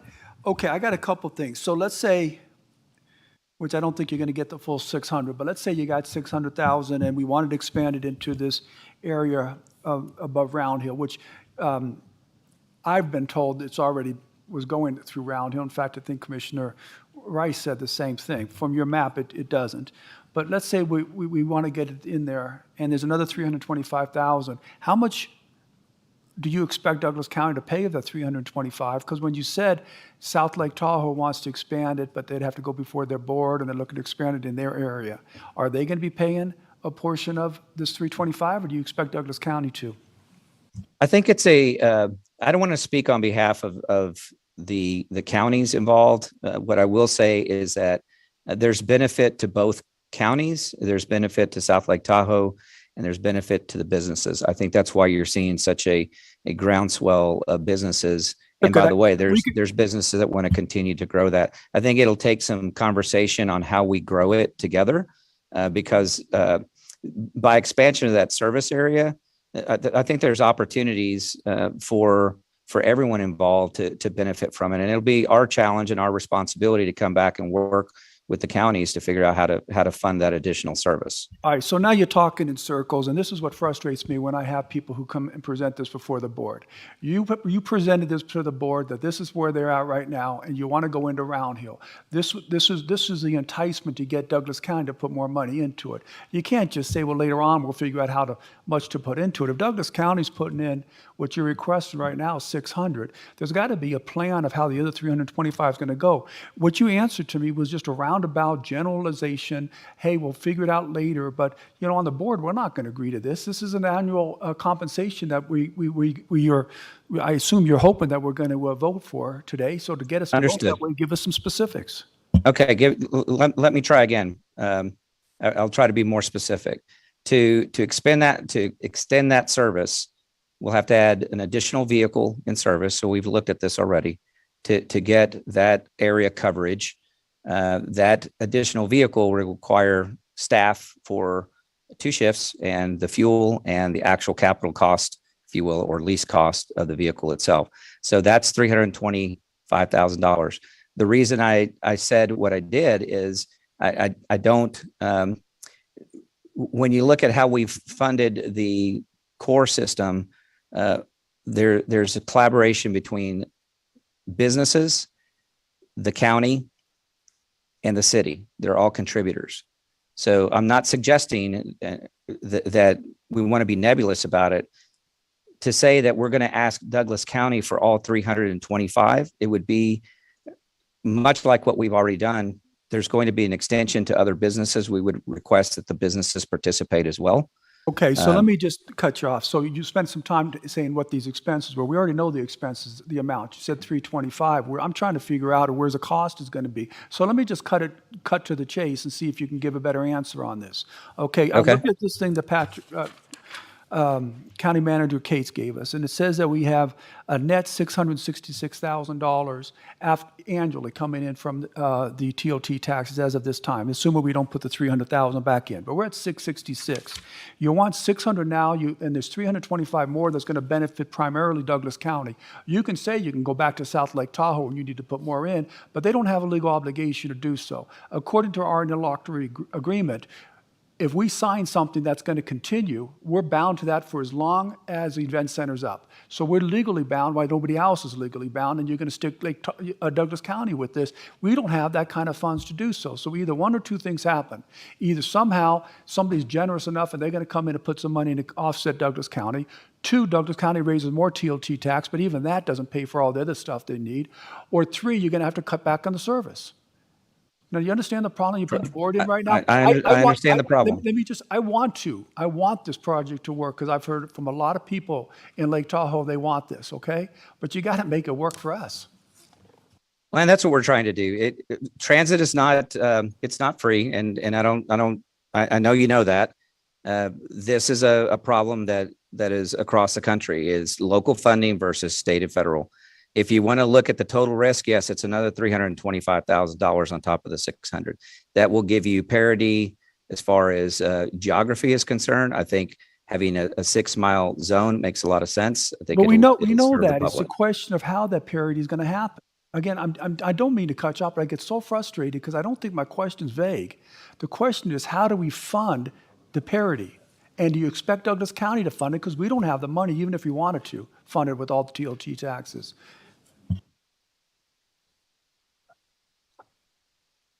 As far as clarity is concerned, it'll take another $325,000 to provide that coverage in that geography. If you're looking at it from a risk perspective, it's another 325,000 from the Douglas County side, which would include Douglas County and any other participants that might come in. That's the only way that I can explain it at this time. The last question is, and I'm not as familiar with how this all works up in Lake Tahoe. I'm sure Commissioner Rice can give me an earful when he gets here. But you mentioned this fixed bus service. Is this is a service that's also funded by Douglas County, or at least the TRPA? Tell me how that works. I'm sorry, I didn't understand your question. My How is the apologies. bus service funded? The fixed The microtransit service? No, the fixed bus service that's up there now. That's through the TTD and the TRPA and federal block grants that come in. And I'm not in a position to speak on behalf of TTD. My apologies. Mr. Chairman, Commissioner Noaset? one further question. In looking at this map and looking at the California-Nevada border, what's the population of the southernmost chunk of that map? I know there's the California side of the border.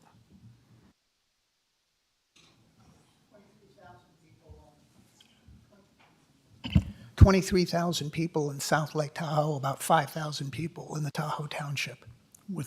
Within this map. And how much in the township? About 5,000. 5,000. A portion of that would be in the area that we're covering.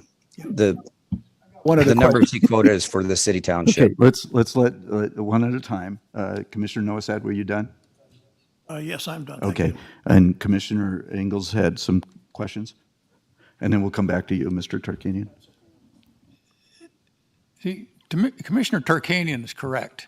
And the problem that we have as a Board of Commissioners, we have a fiduciary responsibility to watch out for the taxpayers of our county in general. The majority of the taxpayers in our county will not be using this operation up at the lake. And we are already indebted to the tune of $35 million to build the event center. So we're kind of like becoming the piggy bank of the lake to do all of these projects. And some of it just seems to be we're taking advantage of. Now, I can understand how businesses up at the lake would want to have this service. Now, how much have they obligated themselves to pay for continuing this service? I know there's a lot of razzmatazz going on right now, and there's a lot of businesses that have contributed some money, but are they going to continue doing that?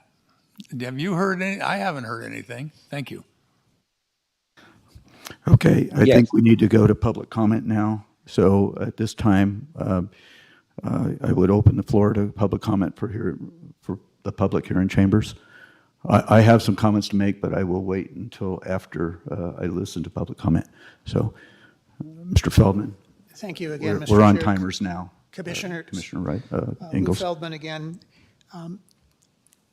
A couple of things that I think are significant. First, the 1% that goes to transportation must be spent at the lake for transportation. So we're not looking for an additional grant from the county. We're trying to take money that is reserved for transportation and spend it on transportation. Barton Health, Heavenly Mountain Resort, Caesars, Bally's, Hard Rock, and Edgewood companies are all the largest employers and taxpayers at the lake.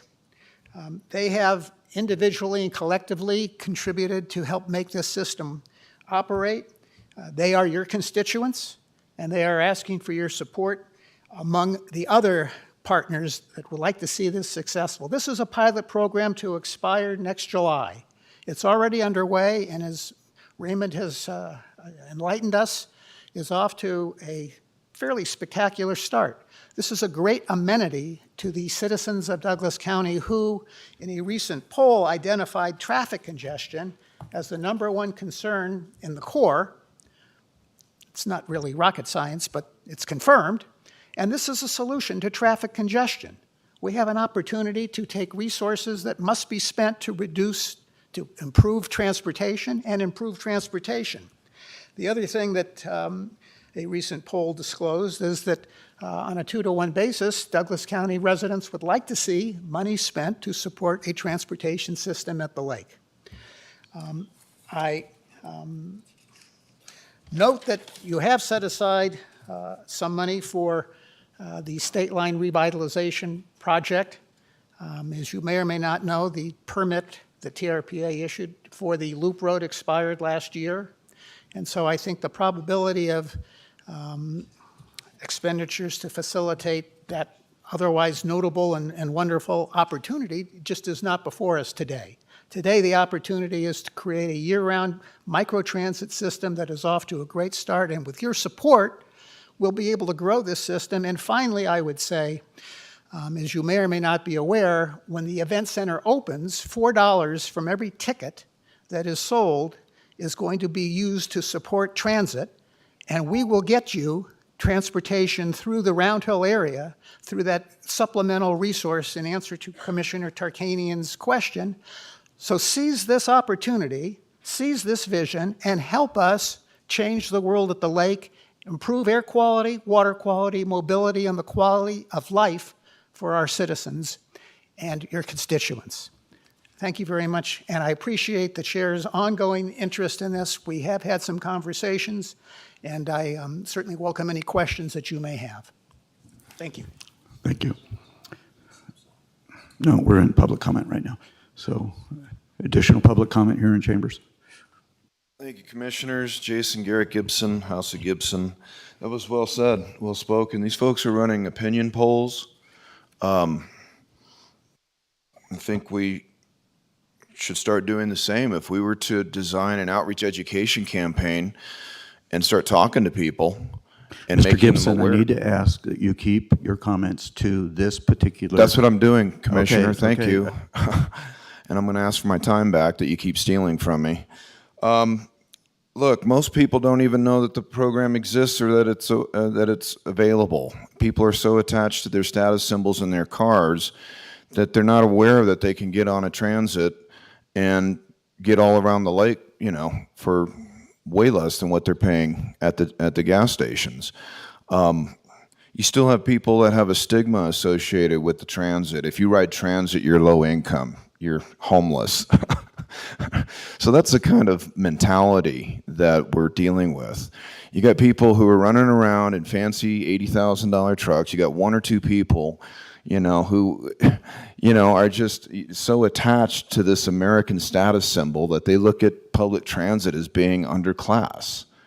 And it's not true. And this Blue Line system is far more efficient than whatever we're running here in this county when you got these big fat buses running around with one or two people in them.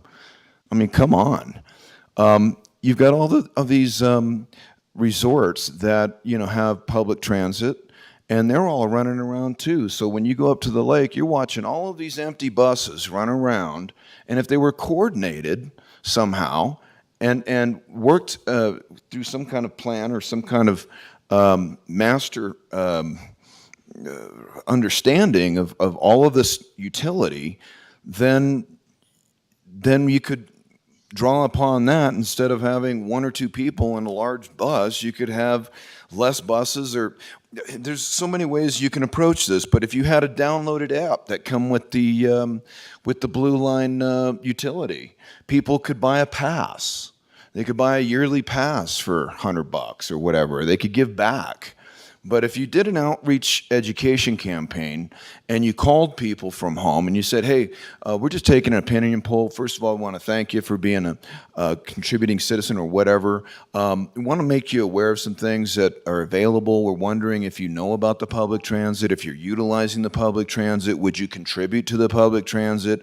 These kinds of outreach campaigns can be automated, and the utilities that are available to feed back to the commission are exceptionally powerful in making decisions like these and finding solutions.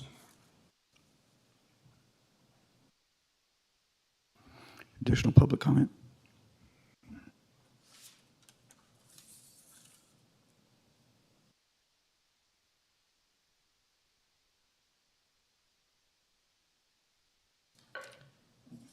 Good morning, Mr. Chair, County Commissioners. Thank you for the opportunity. Carol Chaplin, Tahoe Douglas Visitors Authority. I do have 2 points that's in your comments that I want to bring up, and I'll shorten my own comments. But Mr. Wadley, could you just clarify that this interlocal agreement is just for 1 year? Is that correct? Okay, because I think, Mr. Tarkanian, just with all due respect, this is not continuous. I believe that I understood that this was a short-term interlocal agreement for the time being. So I just wanted to make that point. I also, Commissioner Noah said I also wanted to address the 4,000 people that need to get transit after a concert event. Remember that we have 4 large casinos with 4 large parking lots, and a lot of those people are staying in those casinos during those events. So you're not looking at transporting 4,000 people for every event. I just wanted to clarify that so that you could picture that in your mind. I am actually here to represent your constituents up at the lake. I'll read this letter into the record, and I have this written for you so that you don't have to type fast. Ms. Clerk, I'll have it for you. Dear Honorable Commissioners, we are the largest employers and the largest tax contributors in the Tahoe Township. We are your constituents.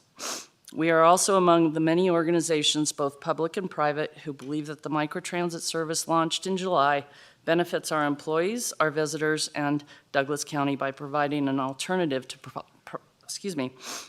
private vehicle use. The service has been overwhelmingly successful, but its continued success depends upon the county having the vision, the leadership, and the financial commitment to support it. We recognize the geographical equity position. However, we respectfully submit it is outweighed by the benefits of reducing vehicle miles traveled and reduced congestion. And as the ridership continues to increase, the service will become more sustainable through additional partners and funding sources, resulting in expanded service in the township. The county is mandated to expend 1% of TOT towards transportation projects, and we are not clear on what transportation projects at the lake have been in the recent past or are planned for the future. The accumulation of these funds year over year is not consistent with the legislative history and intent to promote transit. Early success of the pilot microtransit project warrants Douglas County funding. Without meaningful county support, the service is in danger of discontinuance by winter, just when we need it the most to support our product and our primary winter partners, Vail Resorts. We do thank you for holding the workshop in the Tahoe Township to hear unanimous and enthusiastic encouragement for your constituencies to support the project, and look forward to the commissioner meeting this week and urge you to match the $600,000 contributed by your constituents and partners in South Lake Tahoe to enable continued operations. I'm just going to read the names and I'll be done. Barton Health Systems, Bally's Entertainment, Caesars Entertainment, Hard Rock Hotel and Casino, and Vail Resorts, who also sent a letter separately. Thank you. Thank you.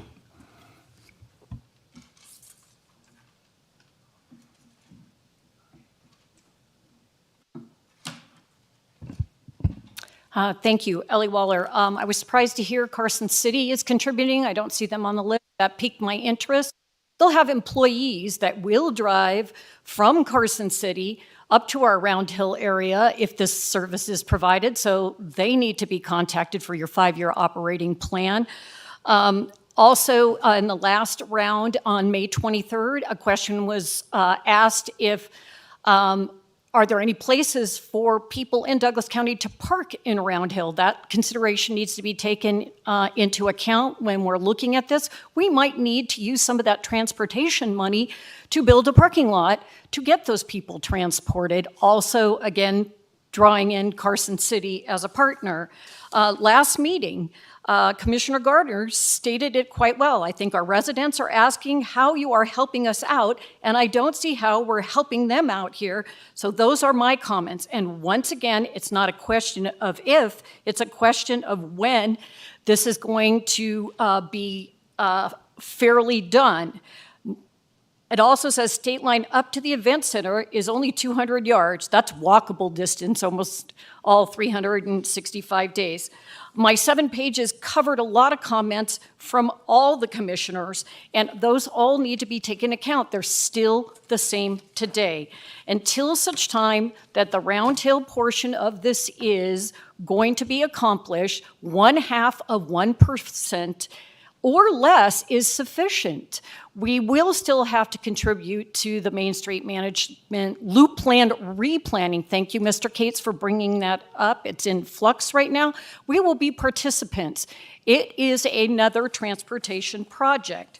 Some of my other questions were, because this is just a pilot, it says 4 to 5 years for winterization. Will the equipment today be utilized in a couple years? If California goes forward, you may not be purchasing your cars there, but what kind of standards are you going to have? All that needs to be taken into consideration when we're looking at the future of this project. I lived in Placer County for a long time. It took them 6 years to get a free program, and as stated, is not free.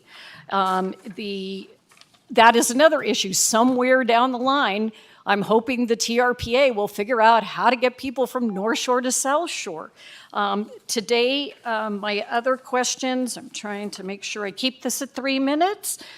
Just because there is money available doesn't mean we should be dedicating the entire 1%. And just to rehash, we do need to take care of our constituents, so we need to make sure that further discussions include Douglas County on where our constituents will park. Does the Round Hill businesses, just like the South Shore businesses, have parking available? Thank you. Thank you.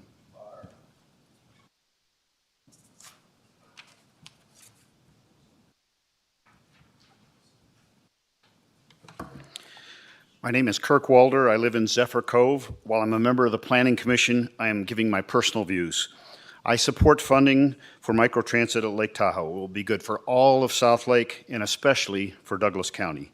Let me first address the concern that we should not fund programs that compete with the private sector. In general, I agree with that philosophy. But in this case, the microtransit program will serve a different customer than the private sector. It will take longer to arrive and possibly make several stops. Government provides many types of services that, quote, compete with private businesses. The county operates a gym and a daycare center that compete with private operations. We have a library that competes with bookstores. Government can and should provide services that maximize benefits to residents without unduly taking business away from the private sector. The goals of the program are to reduce single-trip cars and to provide more efficient and on-demand transit. The target audience is primarily tourists and workers. In my view, it's unlikely that a large number of locals, particularly those in Douglas County, will give up their car for a 5-mile trip if they have to wait 15 minutes or more and share a vehicle. South Lake Tahoe will clearly produce more demand as they have more workers and younger people without cars. The Nevada side has a higher percentage of wealthy individuals and those who are retired. Most importantly, service to a wide area of South Lake Tahoe will bring tourists to Nevada, increasing our sales tax and other revenue. And it will provide service to employees who are vital to Douglas County businesses. The topography and population density of South Lake versus Nevada makes microtransit more efficient in South Lake. Many areas of Nevada are extremely hilly, making it hard for microtransit to turn around and difficult to navigate in the winter. The argument that South Lake and Nevada should have equal service if they pay equal amounts is problematic. How do you determine equal service? By population? By land area? A program of this nature should serve the areas and population that results in an efficient service that will benefit as many as possible. Douglas County will clearly receive great value from this program. Thank you.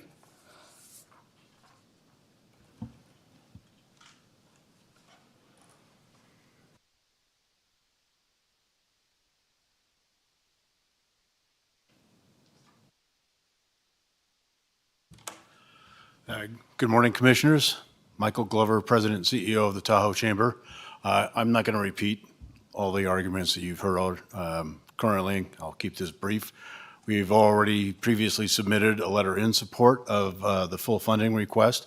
The Tahoe Chamber, Board of Directors, and members that we represent in the South Tahoe Basin, both Nevada side and California side, are strongly in support of the microtransit. I'm a Zephyr Cove resident, and I have taken it several times to work, to restaurants. I use it. I like the service, and we strongly support and urge you to grant the full funding request. Thank you for your time.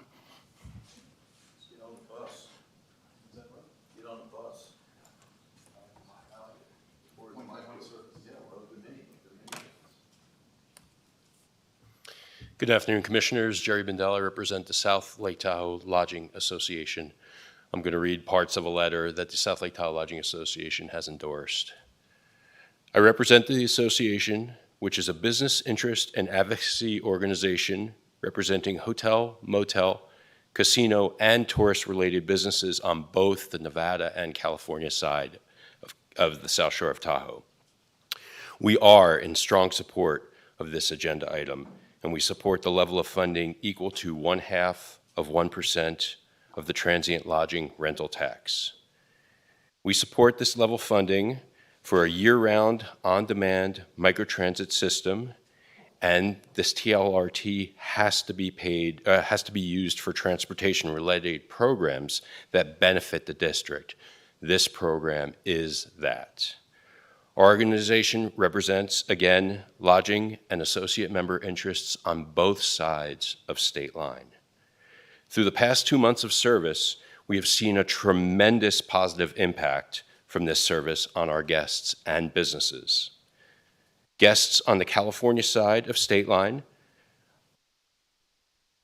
and further into California are able to be transported to state line casinos, restaurants, and businesses at no cost to them, allowing them free and easy access to those businesses without having to pay for parking. If not for these free and frequent shuttles, many of our guests are less likely to visit, less likely to stay longer, and less likely to spend more at those casinos. By having this service, guests are spending at our casinos, spending at our restaurants and shops in Nevada, and contributing to Douglas County tax revenues. Additionally, workers living in the area are able to get to their places of work, many of them in the casinos and restaurants at State Line, and keeping their cars at home, not having to pay for parking either. The microtransit service has had great positive momentum after only 2 months. This additional funding is needed to maintain the service levels that have created this positive impact. We strongly encourage you to vote in favor. Thank you.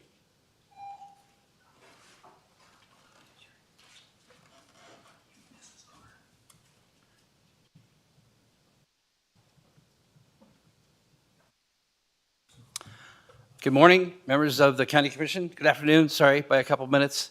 My name is Steve Teixeira, and I'm chair of the Board of Directors of the South Shore Transportation Management Association. We are the organization that has retained Mr. Suarez to be our program manager based on his significant experience. A couple of things I wanted to just point out based on the discussion. Thank you for the robust discussion. Carson City, by the way, is not a partner right now. I think they will be someday. But what Mr. Walder had explained in terms of the density of South Lake Tahoe versus the density and the demographic of Douglas County, I think makes a lot of sense. The request that we made was for $600,000, and we got to that number by looking at the resolution previously approved by a county board of commissioners. We thought that was a reasonable inclusion for the budget. And then the $320,000 number that's been bandied about, I think we understand the interest of this commission in extending the service. It can't possibly happen this fiscal year because we would need additional vehicles and staff, and we're not presently in the situation to be able to do that. However, what can take place is the discussion with Round Hill Pines Resort, We will be going into Douglas County farther when we come to the winter because Heavenly is a funding partner. So we have an opportunity by next fiscal year, if we all want to continue this, to be able to have further service in Douglas County.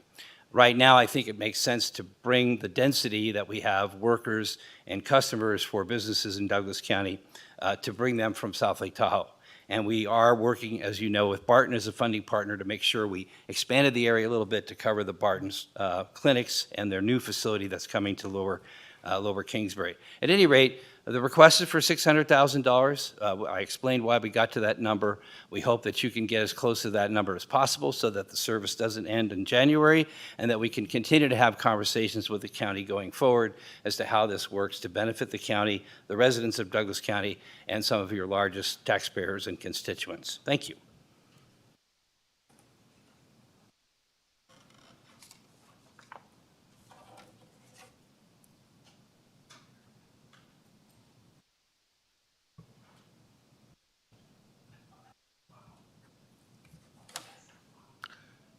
James McCallum for the record. It's kind of hard to know to be for or against something until you know what it's going to cost. So this is either the greatest bargain ever or the biggest boondoggle, and I'm really not sure. It sounds like there's a lot of benefit to businesses. My understanding was TRPA required this for the building of the event center. And this doesn't seem like anything that's going to really support the event center. It can't carry enough people. So you're going to have the same problem that people talked about who were troubled by the event center and other events such as the amphitheater at Harvey's. It can't carry the people in and out. And so where it seems like there are good things about it, I'm not necessarily against this depending on how much the county puts in. I'm just worried about it not serving the point that I thought initially that this was supposed to be about, that was supporting the event center. So that's my question about this. Thank you. Is there any additional public comment here in chambers? Seeing none, Ms. Hang on. Ms. Algus, is there any public comment online? There is no further public comment online at this time. Okay, I'm going to bring it back to the board, and before we go any further, then I'm going to make my comments, if you don't mind. Okay.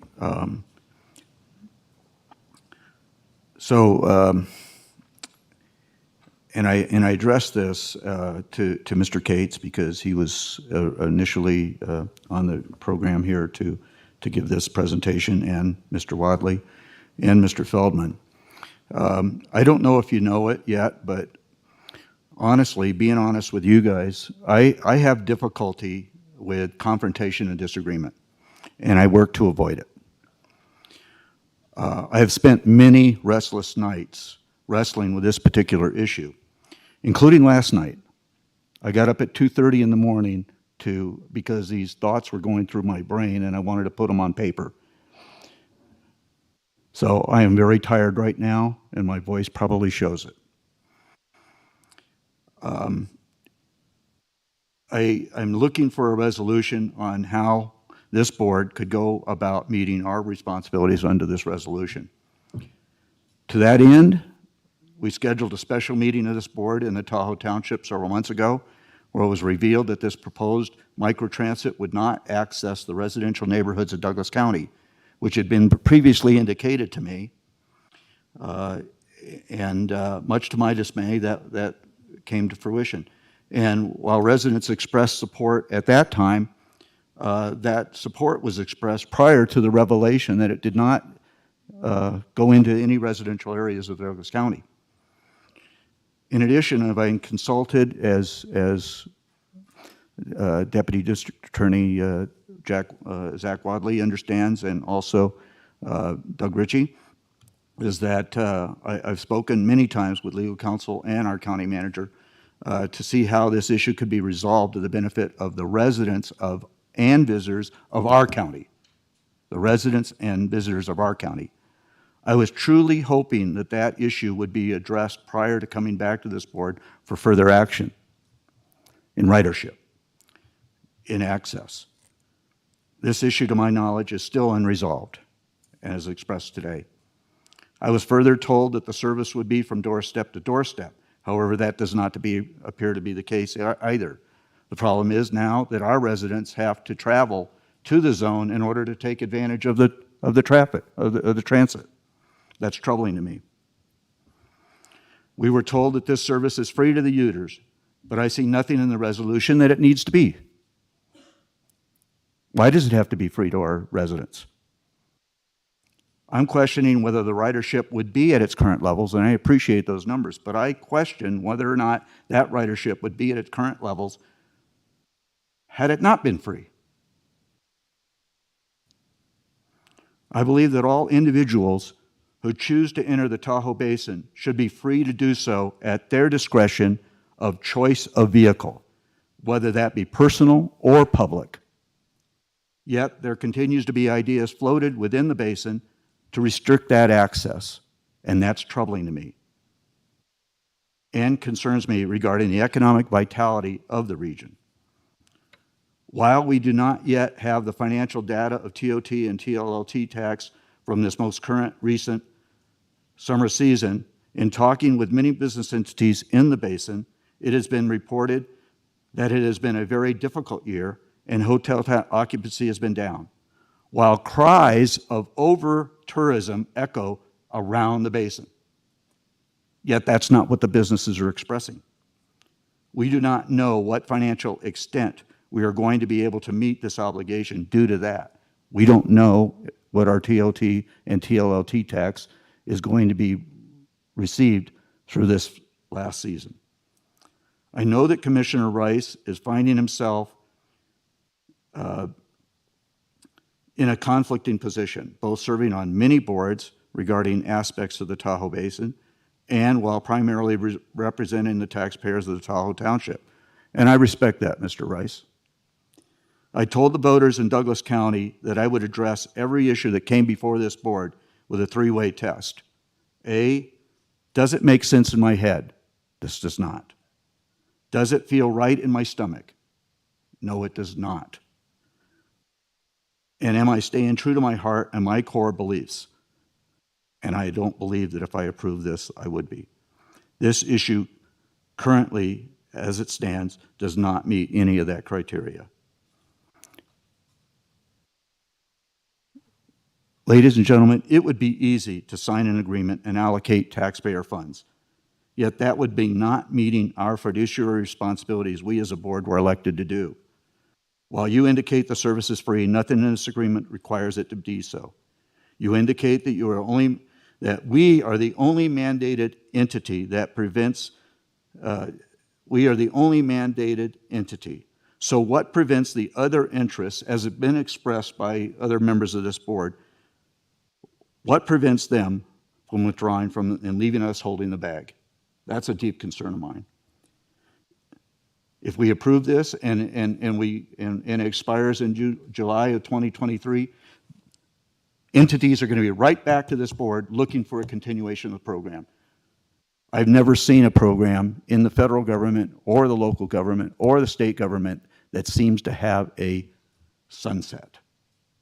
Once you start it, it's in place. So that concerns me. If it were free, you wouldn't be needing our funding from us because nothing's free. This is a redistribution of taxpayer funds that we were elected to protect.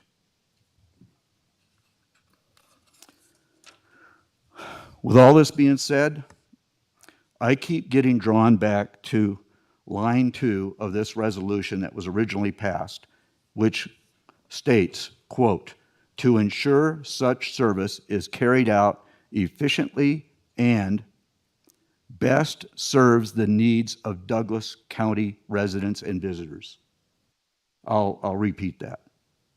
Line 2, to ensure that such service carried out efficiently and best serves the needs of county residents and visitors. This service, in my observation, does not yet accomplish that goal, and for those reasons, I can't support this at this time. Once again, I'm hopeful you, Mr. Feldman, to bring us back something that the board can approve that would accomplish that goal.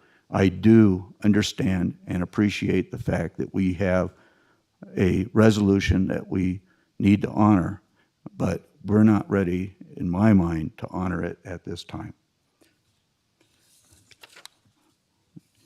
Do the other commissioners have anything else to say? I'll start with Commissioner Ingalls. I'd like to direct this to Mr. Waller. Zach, I forgot my line of thought. Oh, road maintenance. Would any of this money that's coming from the taxes up there be used for road maintenance or snow plowing, et cetera? Zach Wadley, District Attorney's Office. Is the question whether this money from the transient lodging rental tax, whether that money can be used for road maintenance and so forth? The answer to that is yes, but this money has to be used for transportation-related services within Tahoe, one way or another. Okay. Mr. Chair, if I might, I just wanted to make a couple of clarifying points for the record. First of all, in response to Ms. Chaplin's public comment, the proposed agreement before the board does indeed only last through this fiscal year, through June 30th, 2023. Any subsequent funding for this purpose would be subject to future negotiation of a budget, material terms, amongst all of the interested parties, and that would have to be negotiated separately. And then one question or one topic that came up with the chairman's public comment. So the TRPA permit that was issued for the event center that requires this system to be implemented also requires that system to be free to the rider throughout the term of the service. So that's where the free to the rider requirement comes from. It's a part of the permit. It's not part of the Douglas County resolution. It is a requirement of the permit to operate the event center through TRPA. So that's where that comes from. Anyway, I wanted to clarify that. Thank you. Let me just follow up. Yeah. There was a comment made by one of the speakers that the load capacity of a single bus is not particularly big. And it's recalled that at the Edgewood Golf Tournament, the casinos were sending over big Amador commercial buses to bring people back and forth to the casinos. It doesn't seem like this is going to be sufficient enough to carry any kind of capacity from the casinos to the event center or to any other venues that are, in a few hundred people.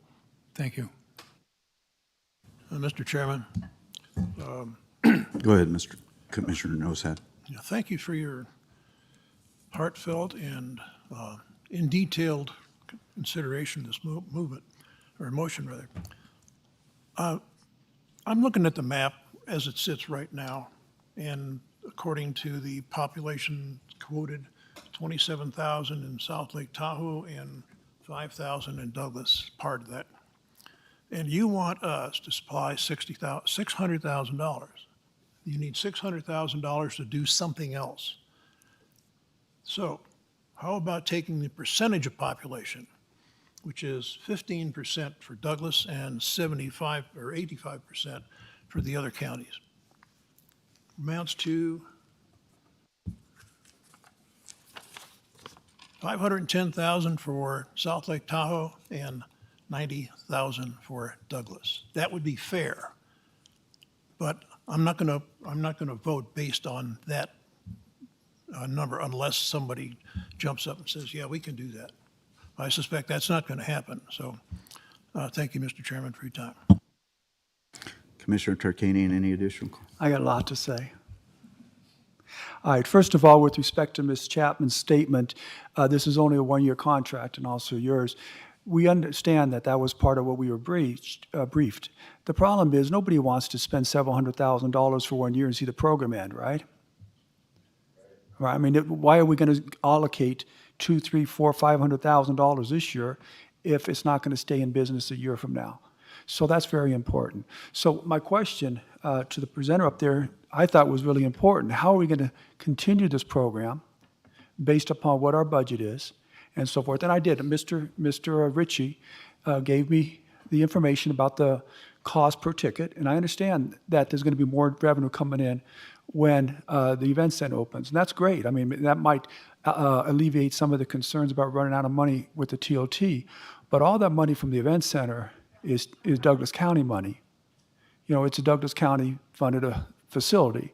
So we're going to take all the money from the event center, plus we're going to take all the money we're paying for and get what type of service. I, for one, feel that we should provide this service to the residents of Lake Tahoe, because virtually all of them I talked to are in favor of it, or at least from the ones I talked to. It makes sense. I hear all kinds of problems about the transportation up there, how some draconian measures are being proposed to limit the transportation in Lake Tahoe, which I think would be devastating.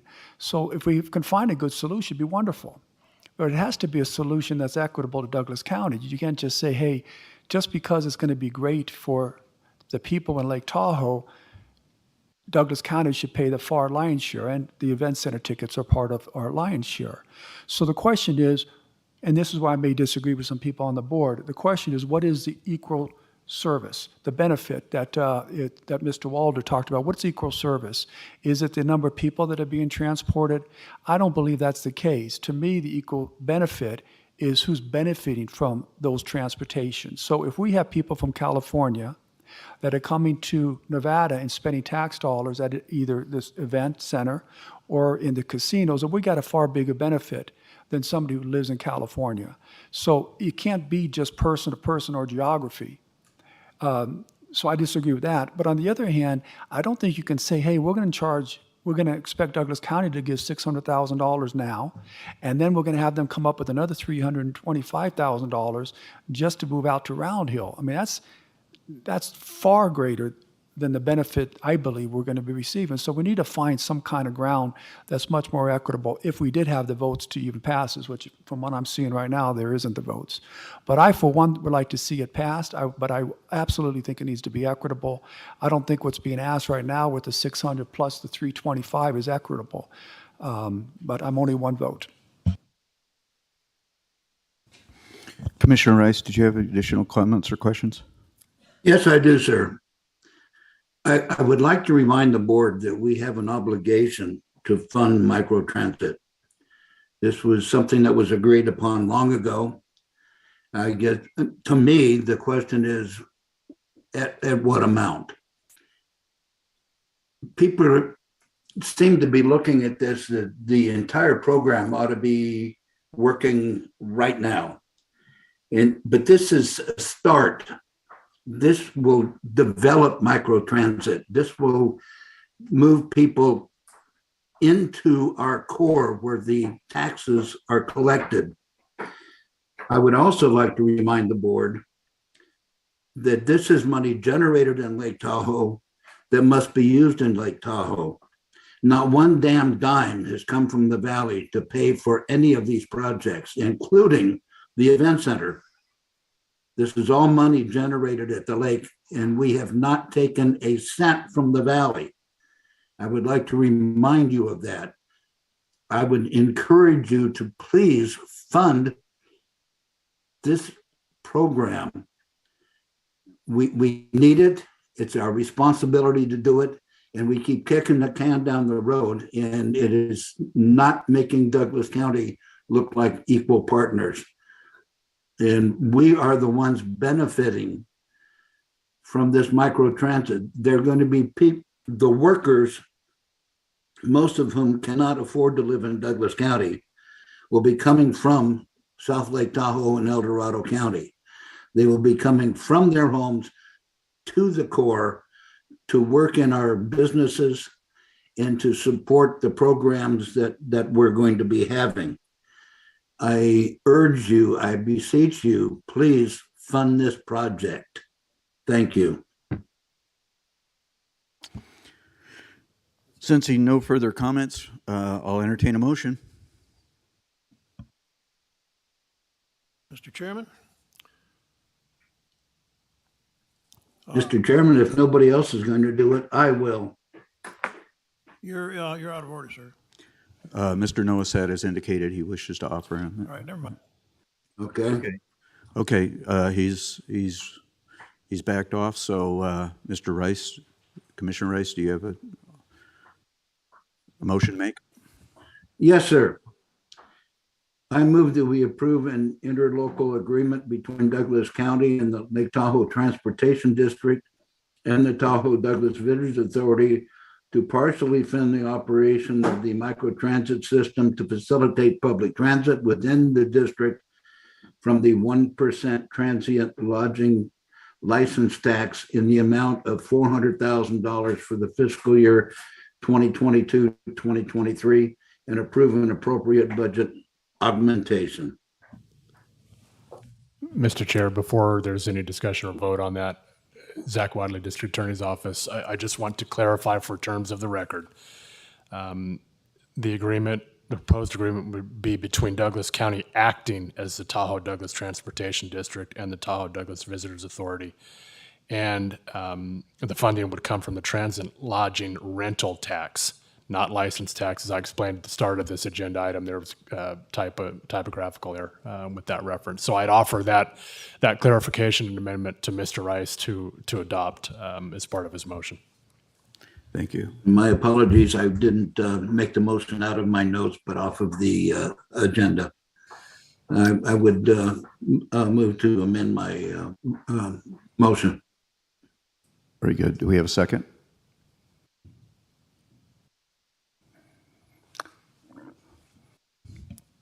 I'm sorry, but the motion dies for lack of a second.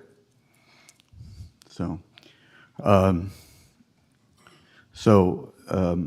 thank you for your presentations. I feel inclined or obligated, I suppose, to ask the board at what point in time would we want this item to, we do have an obligation. We understand that we have an obligation under the resolution to fund and enter into an agreement and to fund a program.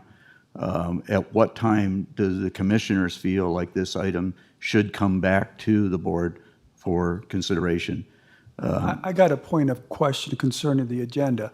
Isn't this a two-part question? One, are you going to enter into an interlocutory agreement? And then the second part is for how much?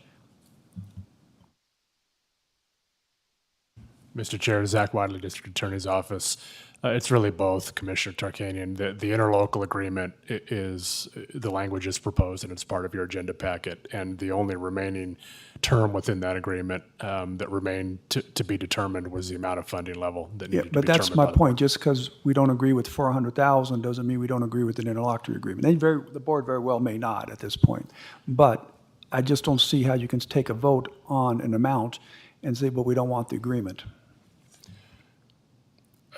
At this point, I think if the board is inclined to entertain an interlocal agreement on this topic, I think you can direct staff that is the case.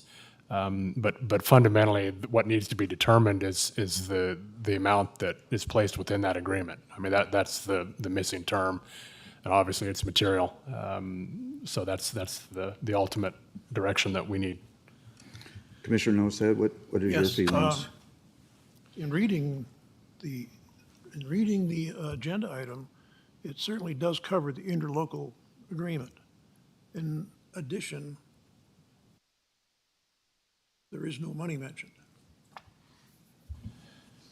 That's correct, Your Honor. Staff couldn't and would not assume a dollar figure that the board was willing to fund in this situation. Mr. Chairman? Commissioner. Okay, so, I'm not sure where we're headed with this thing, but my feeling is this. We are contractually bound to enter an interlocutory agreement based upon the event center. At what time, it says, if my understanding, it was supposed to be 12 months before when the arena opened. I'm sorry. Let me interject, if I may. Zach Wadley, District Attorney's Office. The board entered into a previous resolution on this matter, which we've discussed.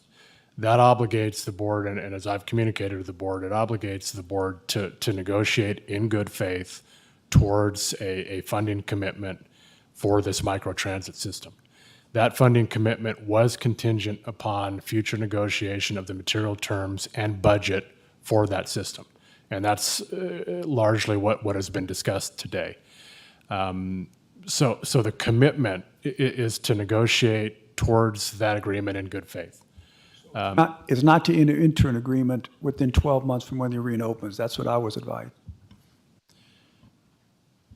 Again, the funding commitment, Commissioner Tarkanian, is contingent upon agreement between the interested parties of the material terms and budgets related to the microtransit system.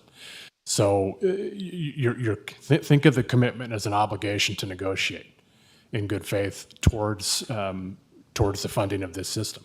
Now, what that ultimate funding level was going to look like, what it would be, that remained to be determined based upon future discussions and understanding of what the budget was going to be, what the material terms of the service would look like. So I hope that's not too opaque, but it really is at this point an obligation to negotiate in good faith towards that end. Question I have is, has this interlocal agreement already been voted on? Just as, because it's an interlocal entity?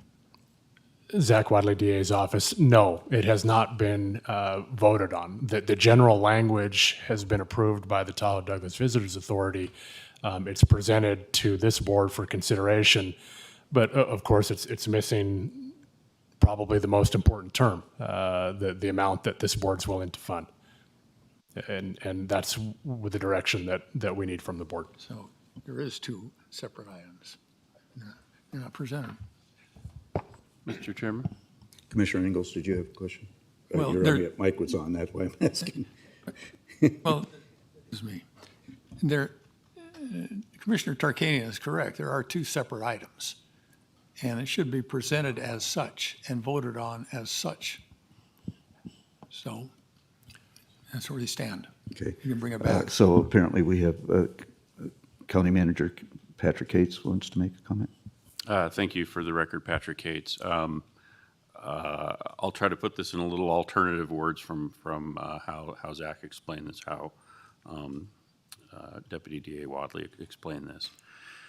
The interlocal agreement is the vehicle by which you make the funding commitment. If you're not going to make a funding commitment, there's no point in approving an interlocal agreement. They have to go together. It's not two separate motions. So you could talk about the details of the verbiage of the interlocal agreement, but without making a funding commitment, there's no point in looking at the interlocal.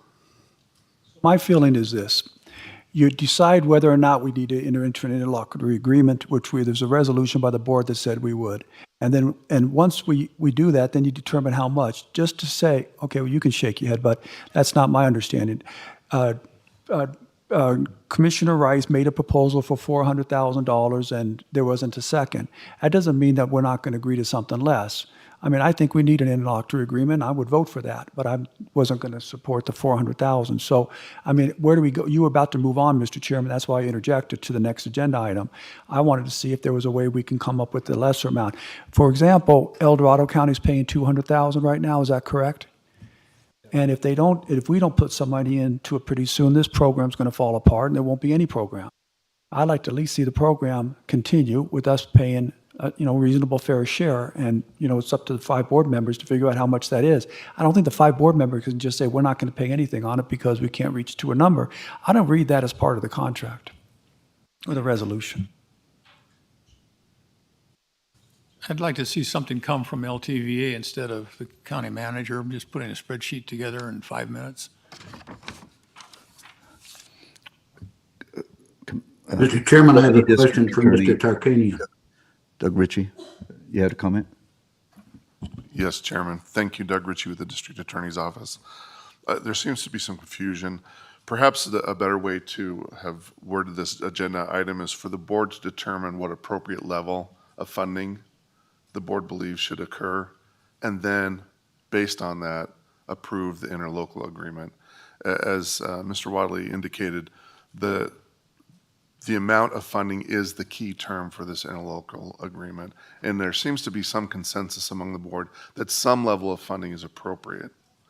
So if, again, to Chairman Gardner's point, if there's some discussion on the amount of the funding, then that would be appropriate. And then if the board can reach a consensus, then they can direct staff to go ahead and authorize the interlocal agreement, which could then be presented to the Tahoe Douglas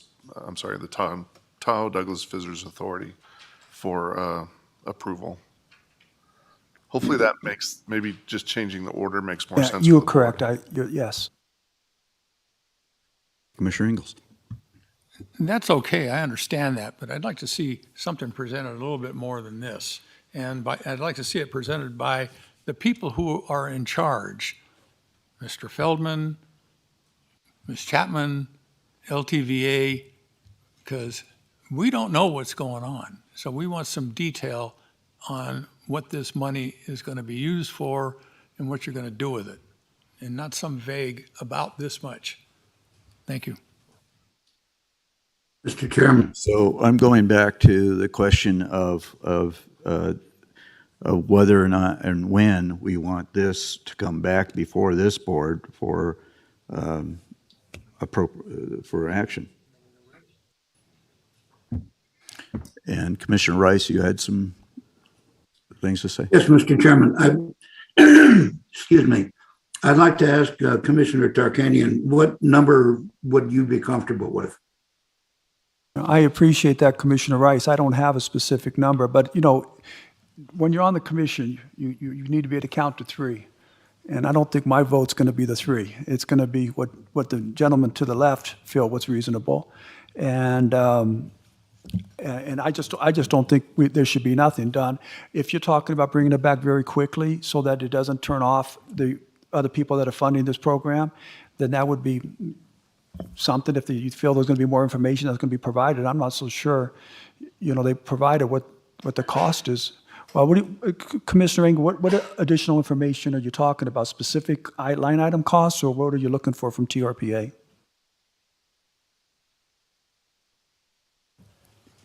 Yes, and it should be presented by LTVA and those who are putting this thing together, because we don't know.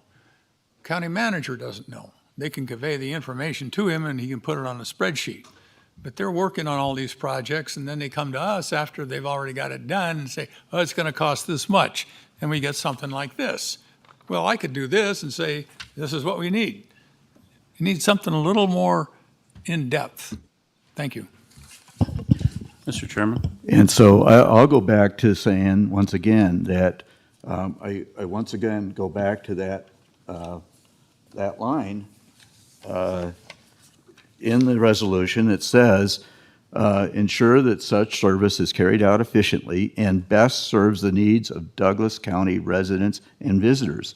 And when we see service, and that's what I was hoping for, I said that earlier. I was expecting it to see it at our meeting at Lake Tahoe. I was expecting it to perhaps see it today, of service that addresses the needs of our residential neighborhoods. And this, even the map that was presented today, does not show us any service to our residential neighborhoods, except when we approve expanded funding, even above the $600,000. It's looking at close to $1 million then to expand our service to Round Hill Pines, not into our, and that covers very, very few residents of Douglas County. We said this in June when we had the meeting up there, and I'm reiterating that today. To ensure the service is carried out efficiently and best serves the needs, that is our responsibility as commissioners, in my opinion. So, when they're prepared, in my mind, when the entities are prepared to provide us with a map that shows us service into our residential neighborhoods, then I can see us developing some formula for funding. And I'd like that also, Mr. Commissioner Ingles.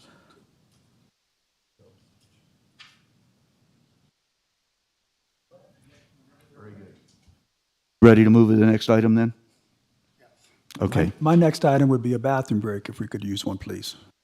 Excuse me? I'm sorry. Could we have a bathroom break, please? Oh, do we need a bathroom break? Let's take 10 minutes, okay? Can we do that? We'll return at 10 to 1. Okay?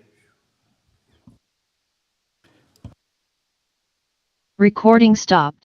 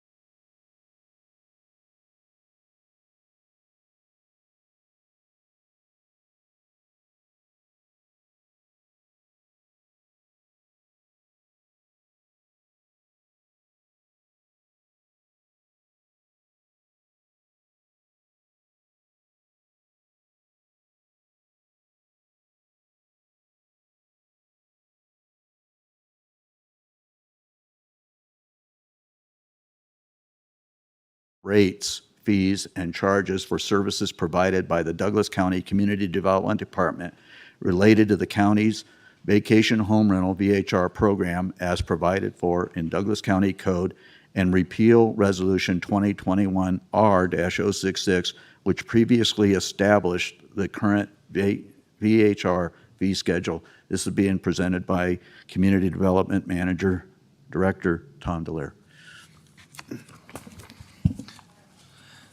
Thank you, Chairman Gardner. Tom Delaire for the record. And this item begins, item 4 begins on page 394 of your packet. Specifically, the resolution starts on 396. And we are coming back to you today to increase the fees for the VHR program based on our budgeting process and adding additional staff to what was previously presented to you when we were trying to create this department or division of my department. So these fees are represented from Eric Johnson. He works for Revenue and Cost Specialists. I have a contract with him to go through and review all of community development's fees, and he agreed to look at the VHR ones first, and that information has been provided to me in a PDF file, except for that last spreadsheet, which was an Excel file that we shared with him. I don't have the background information on how he developed these worksheets, but if the board feels like we need more information on that, we can certainly have him present his information to you at a later meeting. And he was planning on doing that as part of the contract when we talk about the rest of the VHR fees. So we pulled this VHR piece out of the contract, and we tried to get it expedited due to the number of staff that we have included during the budget process. A VHR manager was added and is hired and has been working for, I think, 2.5 months now. We just hired our permit tech, started that process July 1st, and she has now started, I think it's three or 4 weeks on the job at the moment, and we're training her in Acela, and we're trying to get our permitting back into Douglas County for those permit processes, so we have more control on that. In that effort, we do have staff assigned, staff wages that we need to cover those costs from our permit fees, and this is the increase that is needed in order to cover the costs of all the personnel that you guys have directed to run this VHR program. So I don't know if you have any further questions or if we want me to go into more detail on the fees themselves. We broke these out into Tier 1 fees, Tier 2 fees, Tier 3 fees, and then general services fees for the wait list. And then also the appeal, we did not change or increase that. We had a few appeals. We've got to process a few of those as well. This is the cost that it does, the cost to run the board, not the actual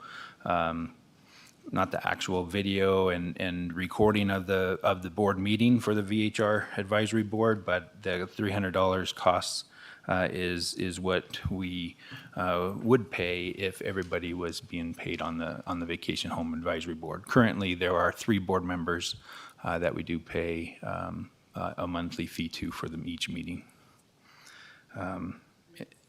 So the advisory board, 3 of the 5 or 7 board members? There's 5.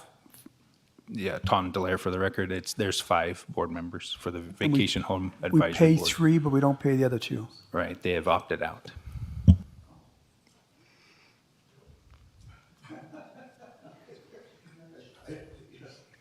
Yeah, please continue. Okay, so we have 4 enforcement staff right now, or just 3? We authorize 4, but we only have 3 working, is that correct? We have 2 for vacation home rentals. We have 2 currently and then a supervisor. So we are down 1, and staff is interviewing today for the 4th code enforcement officer. I'm confused. 2 enforcement staff members and 2 supervisors would be 4, and if you're interviewing another one, that'd be 5, right? No, we have 4 in our department, 1 supervisor, 3 officers. The 1 position is vacant. They are interviewing today for that vacant position. So once that's done, we have 3 people that are full-time enforcement staff members, I assume working 40 hours a week? And what hour, I mean, most of these problems are happening in the evening, right? What are the hours these enforcement staff members work? We have one officer on call every night to answer the hotline and respond to those issues. So, I mean, again, these are all because I get so many questions and complaints from people, so there's a purpose to my questions. So the one person who's on call, he's answering the hotline. Is he the only person working at that time then? Yeah. Okay, so he gets a call, and where is he located at? Is he in Lake Tahoe at the time, or is he down in the valley? Because I've had a lot of complaints that they're coming from the valley and it takes too long. Yep, they are coming from the valley. We have 2 officers that are on call up at Tahoe that are there to support us. And most of the complaints that happen at night are noise related, and the sheriff's office needs to address those anyway. Sheriff's office aren't going to issue violations for the VHR board, are they? They are not. They will prepare a report, and then a violation will be Mr. Chairman. presented. Thanks. Mr. If I Ritchie? may, Chairman, yeah. Doug Ritchie with the District Attorney's Office. Just to be clear, these are interesting questions, but the agenda item is solely about funding the fees, proposed fees, based on current staffing levels. If there's a discussion, a desire for additional funding or additional staffing, that would be appropriate, but we're agendized today to talk about That was the purpose I was going to get at, is whether we have enough staffing for the code enforcement to accurately, appropriately, what's that? Adequately, there we go, thank you. Adequately take care of all the problems that are up there, because I get all kinds of complaints from people that say it's taken too long to get code enforcement there. So my thought was this was under the agenda item because we're talking about how much are we going to raise the fees to cover the cost of this program. If we need more enforcement staff members, then we'd have to raise this cost. So that was the line of my questioning, but you beat. So, as I understand it, what Mr. Ritchie is saying is that based on the current staff levels, this is the proposed funding for those. If we determine that at a later date that we need to have additional code enforcement officers, we would have to plan for that in the upcoming budget for 23-24. And at that time, then we would approve the additional funding for that additional personnel, and then have to make the determination as to whether or not the current fees would cover that, or we might have to again address the fee schedule at that date. Am I seeing that all right? Doug Ritchie, for the record. Yes, Chairman, you said it perfectly. My concern is that somebody reading the agenda would not know that we're going to talk about possibly increasing staffing or decreasing staffing based on feedback from the public on how effective the VHR code enforcement is. Okay, I thought the agenda item said that we were talking about having these fees so that they cover the cost of the program. So if the program increases, I know, you know what, this is perfect. We don't have to answer this now. So the next time we have a VHR hearing, we can agendize this, and I'm anxious to get one done very soon. So we'll schedule that, and we'll be able to address the issues that we're getting. Because you can't say, hey, we're going to wait till the next budget to properly fund enough code enforcement to handle all the complaints that are going on up there. So that's great. I will send an email out talking about possibly scheduling a new meeting. Thank you. Commissioners, any other questions for Mr. Dallaire? So I Commissioner Rice, give you the opportunity. You have any questions?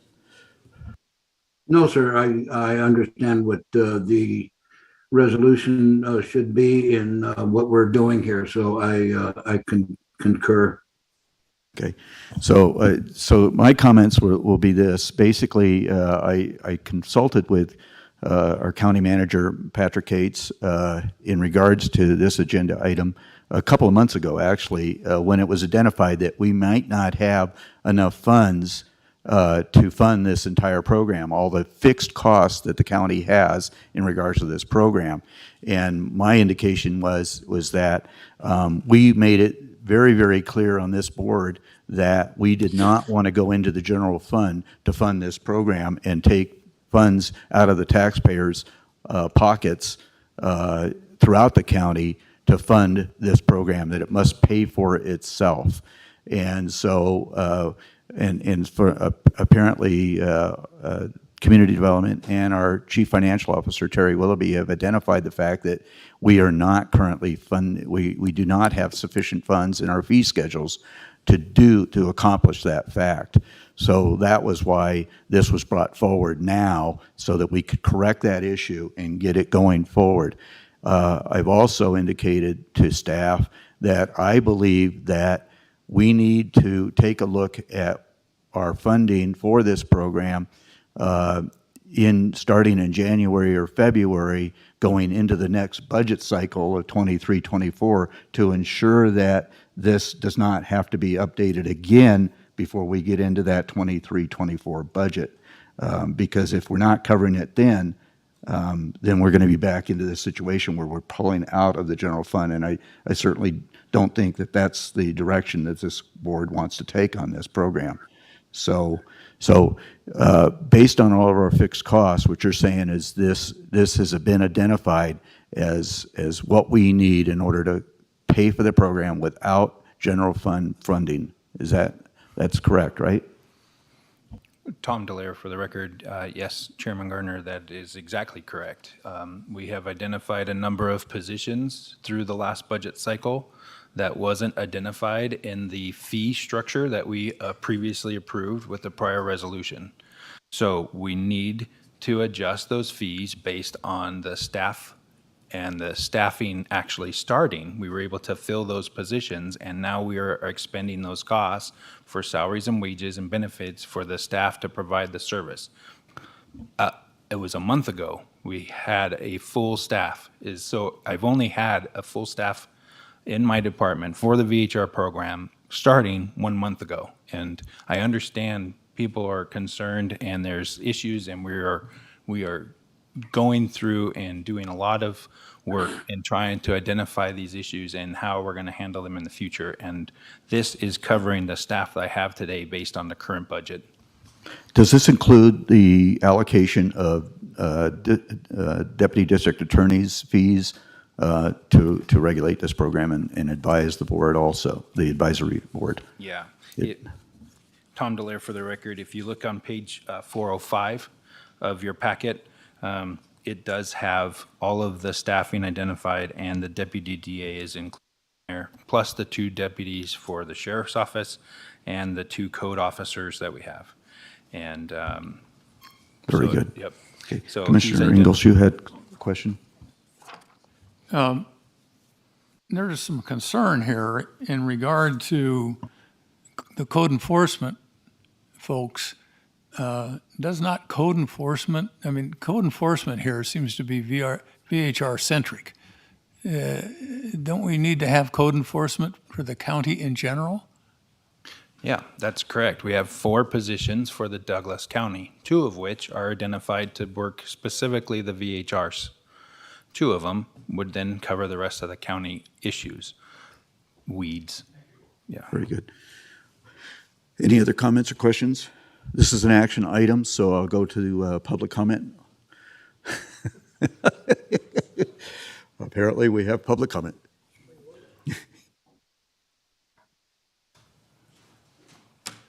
Thank you, Ellie Waller.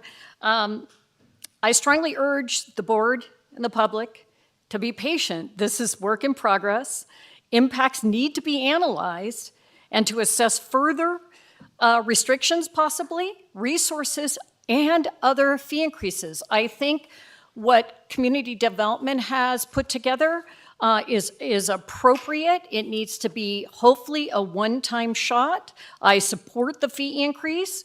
We need to go back to the beginning when we just had Jennifer Davidson, the DA's office, a stakeholders group, and some of the public that participated. We've come a long way. We had to spend time on an uncalled for lawsuit. I've attended all the VHR advisory meetings. I'm surprised not to see any of them here today. I don't know if they were not brought into this. This is a fiscal thing. I understand it's not under their jurisdiction, but they're certainly going to have to deal with this at upcoming meetings. Every meeting I go to, we have unnecessary public comment complaining on things they don't and cannot address. The request for this fee increase is to align revenue with actual expenses of administering the VHR program, including the cost of the staffing hired in early 2022. Community Development has 3 administrative staff, Tom's gone over this, 2 code enforcement officers, a deputy district attorney, and 2 sheriffs. An increase in VHR permits is necessary for this program to pay for itself. The projections were given to everybody. We've all read the staff reports. You will surely hear from VHR owners that there are already too many fee requirements and that this increase is uncalled for. This is not an entitlement. It's a choice made by an owner to rent. With this choice comes rules and fees, and that must be accepted even with increases to support this program's viability. Ask each of these VHR owners how much they make annually. These fees don't make a dent in any of that. I support this. Thank you. Thank you, Ms. Butler.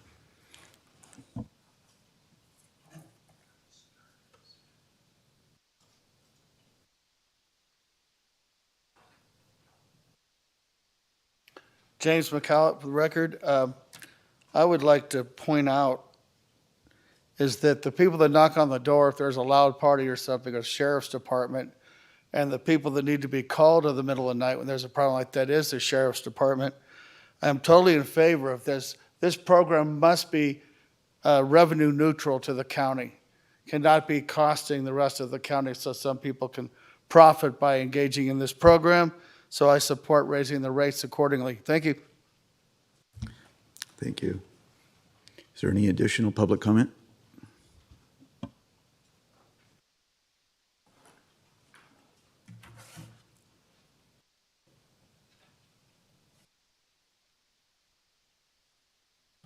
My name is Kurt Brown, and I live at 456 Lakeview.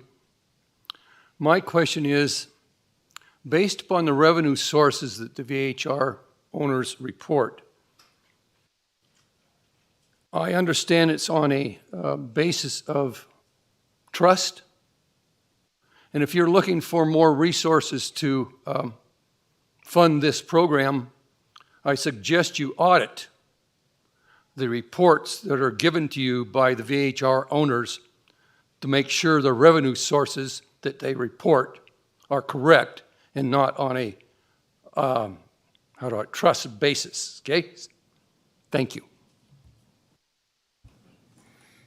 Thank you, Mr. Brown. Sensing no further public comment here in chambers, is there any public comment online, Ms. Alges? There is no public comment online at this time. Thank you. Okay, we'll bring it back. Mr. Dallaire, a couple questions. What Mr. Brown indicated, does HDL audit the, is there any method of auditing the activity of the vacation home rental to ensure that they're, I mean, beyond the fees that we charge for just the permitting process, they're responsible for TOT and TLLT tax as well as the $5 per night surcharge. Is there any way of auditing? Do we have a method of auditing that activity? Tom Dallaire for the record. Yes, HDL does do the auditing for that. That's why we had set up originally them to process the permits. So every time we get a permit renewal, or if we feel like there is an issue out there or somebody reports it from the public, we can request an audit from HDL on the TOTs that's being reported. There are tools out there that HDL uses that bases the audit on the number of times the unit was rented for the audit period, and they are that's how they do their audit, is based on that information that's available to them. HDL is also continuing to look for violations of VRBOs, Airbnbs throughout the county, not just within the Tahoe Township. Is that one of their functions as well? So that we ensure that we capture not only those who are operating without a permit, but also capture and be able to prosecute that, right? You will be getting an item at the next board meeting for that, specific contract for them to do that type of service. Currently, they're just doing the permitting and auditing for Terry's contract in the finance department. So for the auditing of TOTs, we do work with them and request that information. Commissioners, Commissioner Ingalls? It's my understanding that 74% approximately of all the VHRs up at the lake are owned by residents who are out of state. This is a proposal to add an additional surcharge to those individuals who don't even live in Nevada.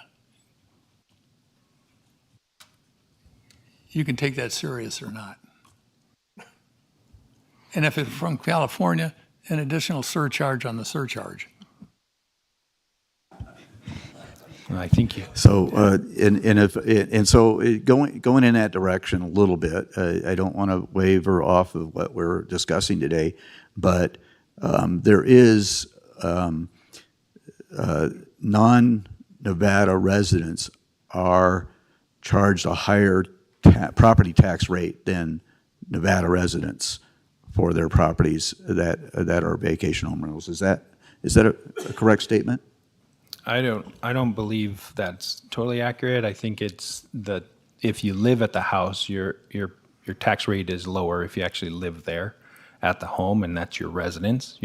If you rent it, it goes back into more of a commercial type rate where it's 8%, I think is the maximum, if I recall. So regardless of residency, if they're not living on the property, so any tier 2 or tier 3 are taxed at the 8% property tax rate. Yeah, right? that is my understanding. Yeah, okay. Good clarification, thank you. Commissioner Noasad? Just out of matter of curiosity, as part of the reporting to the outside entity, do they require or ask for the rate that was charged on that particular visit, say it was there for 10 days? Tom Delaire for the record. The reporting system that they have will show the advertising and how much they actually rented that unit for.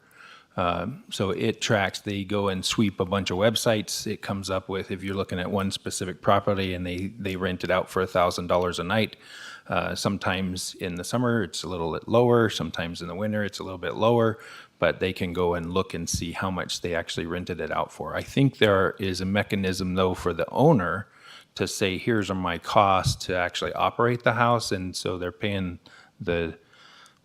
taxes on the actual operation cost. So I think it's not comparing what the rate was to apples to apples with the TOT based on that actual rate. So But what I was looking at is, let's face it, it's operating as a business.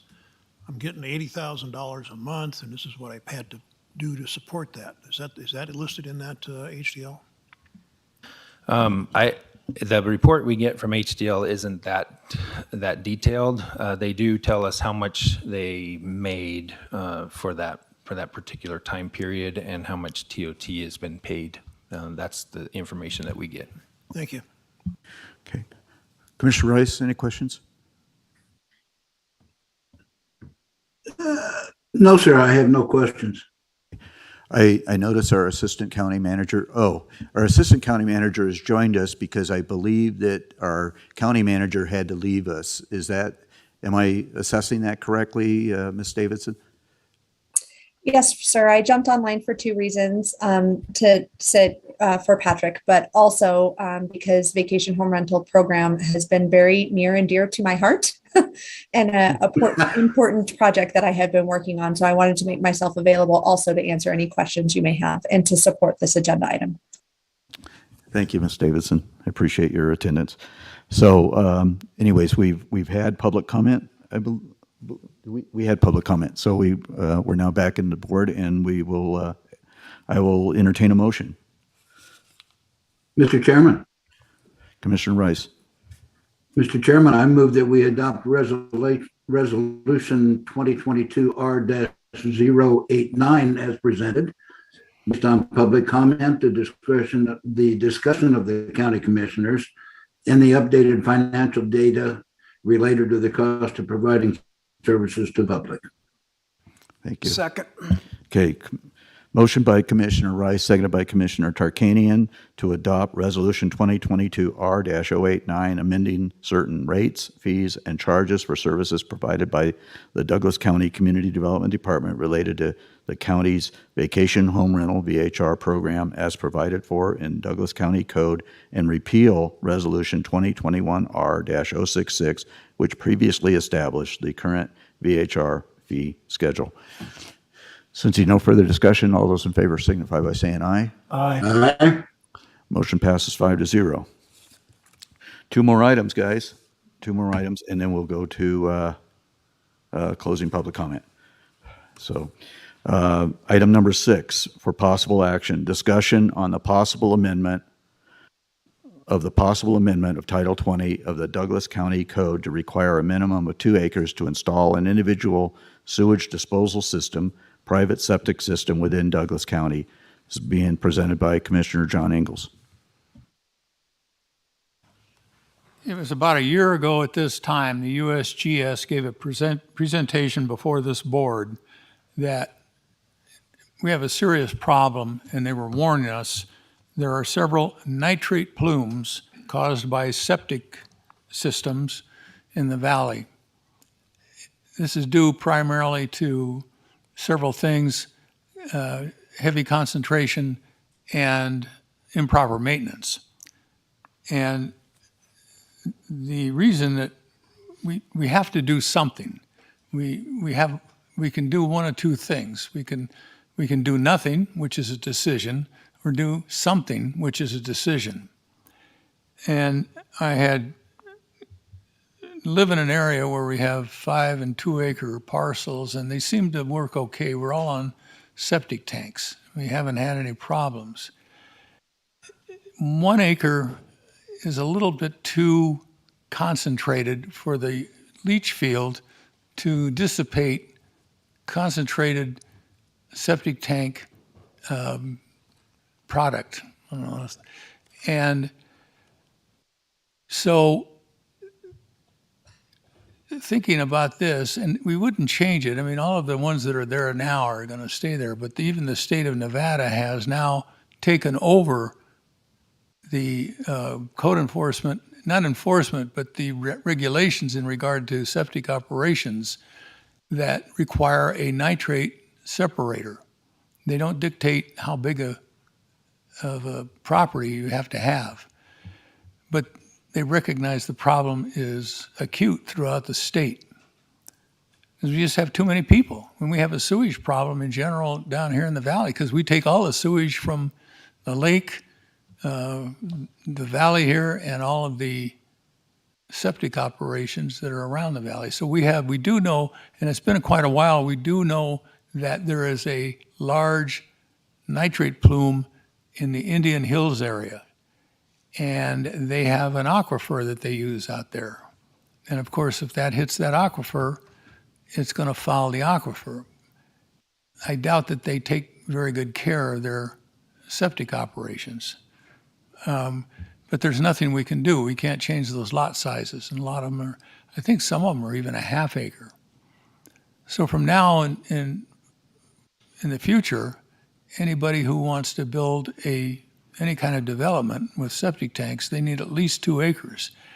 There is one development that just went in out in off of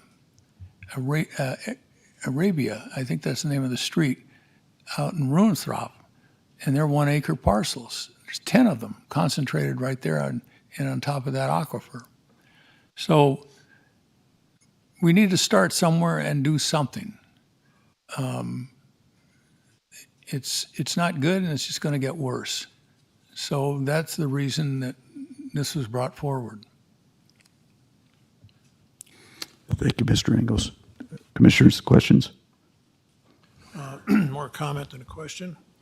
One of the possible resolutions to this is to have a a program whereby the county dictates and says how often you will clean your tank or drain your tank. Could be whatever the situation demands, but it should be run by, I think it should be run by the county, and the user, the property owner, would submit a report to the county indicating, and along with the affirmation that it was cleaned by a professional, to the county, so that we won't have this problem keeping blooming, shall we say. Thank you. You know, Commissioner Ingles, I certainly appreciate what you're trying to accomplish here. And we do have a couple of areas where we have an issue with nitrates. However, we already have in place a number of codes, as well as the state having a number of codes that address this issue.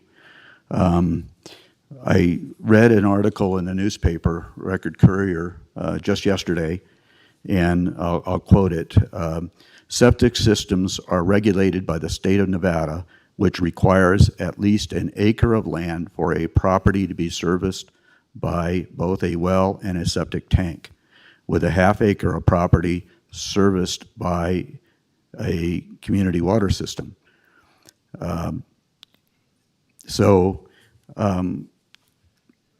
The problem with that I have in changing this code is that it would greatly affect my particular district, District 3, where we have no public sewer system available to our residents. And so, and yet several of those communities are already serviced by public water systems. For instance, the TRE community, which has 750 customers, has water that we're drawing off of the Sleeping Elephant Ranch south of the 208. So we don't have residents that are pulling up water out of their own wells while contributing to the septic issue on their own property. So this is, to my mind, it's just too broad reaching. It won't substantially have any impact, but it will have severe impact on personal property rights. And that's my chief concern, is, you know, yes, we have a nitrate problem, and if I'm not mistaken, Mr. Dallaire, we do require individuals who are putting in septic systems now to do it, put in a denitrification system. Is that correct? And Tom Dallaire for the record. Yes, there is a program that we run each application through that is set by Nevada Department of Environmental Protection. It gives you a certain number of septics within a circular square mile. So it's a square mile area, but in a radius form. And you have to have, I can't remember, there's two different numbers, one for your area down there in the Walker River Basin, and then another number, I think it's 117, I want to say, for Carson River Basin. And so if you have 117 septics already today within your property for your building permit, you would be required to have a denitrification system installed for that particular home. And they can look at the viewer and test it out before they do their permitting.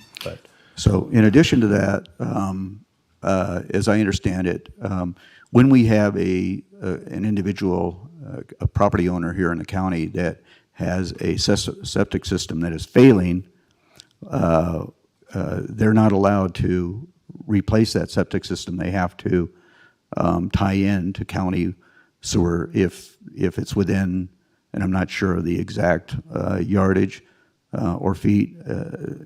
I understood it was somewhere in the 1,000 range feet. Tom Dallaire for the record, it's 330 feet. 330 feet, Yeah. okay. Okay, so, and then, you know, the Ruhenstroth area is obviously a perplexing issue, and I understand that. However, as I understand it also, we have a failing septic system, community septic system in the Pineview Estates area that we're working towards addressing as we speak. They have received grants and other funds that will tie in I believe we have county sewer down to the Washishu Indian Casino, and our plans are, and their plans are, to run that sewer line through the Corley Ranch property, through Ruinstrath, and up the hill and over the hill to the Pineview Estates. And we have some funding that's been identified for that, plus we're in the process of acquiring easements for running that. Is that true? Tom Delaire for the record. Yes, it's Minden-Gardnerville Sanitation District, so not Douglas County, but Okay. is the system that is going to extend that service. They are working on easements and trying to get easements across the tribe land to extend it from the casino to the Corley, or to through the tribe land to get back to the public right away. Okay. I believe that this board and the county, once that line goes in, it is incumbent upon us to look at resolution of the overall community septic issue in the Ruinstrath area, with hopefully possibly finding federal funding and or perhaps state funding or a combination thereof to incentivize our residents in that area to make lateral connections to that sewer line as it goes through to Pineview Estates. Do you think that would be a helpful process for our community? Tom Delaire for the record. My opinion is that it would be a helpful process. We have asked RCI, who's doing the design work on the sewer, to analyze and make sure that there is capacity in the line that gets extended to include the Ruinstrath area for a future connection. Okay. It's also, you know, I'm just thinking out loud, but I mean, it's a long-range plan, but, you know, we want to protect the safety of our residents.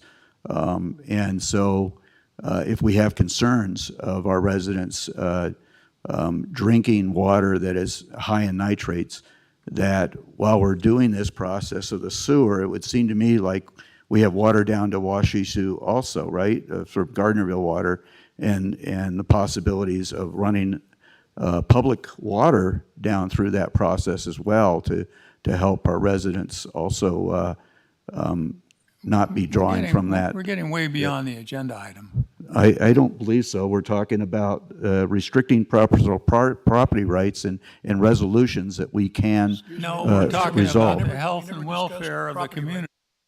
Well, and that's what I just talked about, is the health and welfare, and that's what you're talking about, Mr. Ingles. What we're talking about is septic tanks that are not doing the job they're supposed to do, or the owners are not properly emptying them and treating them or putting in nitrate filters or whatever you want.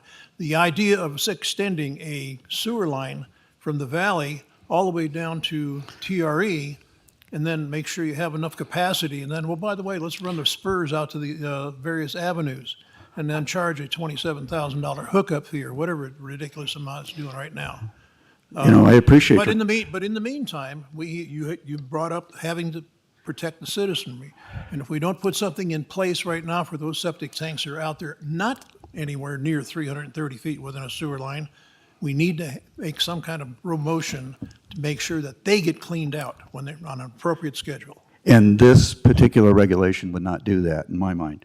And that's what I was pointing out. The point is that this process is already regulated by the state of Nevada, that it's 1 acre,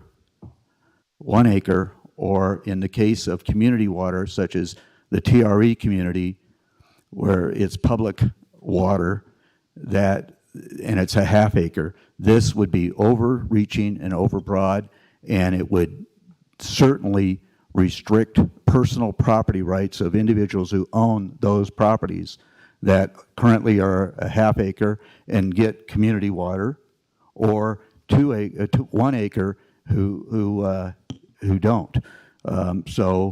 That's why I am seriously concerned about the effects on my particular district and my particular residents that fall into those categories and have no access to public sewer whatsoever. You're telling them that they cannot build, and I have a problem with that. And my constituents have a problem with that, and I've had a number of calls from constituents within District 3 because of the lack of public facilities to accommodate that process and the elimination of their personal property rights to do so. So that's what I'm trying to point out. That's why I did not support this back in last year when it was presented, and can't do so now. So is there, Commissioner Rice, did you have anything to share or questions?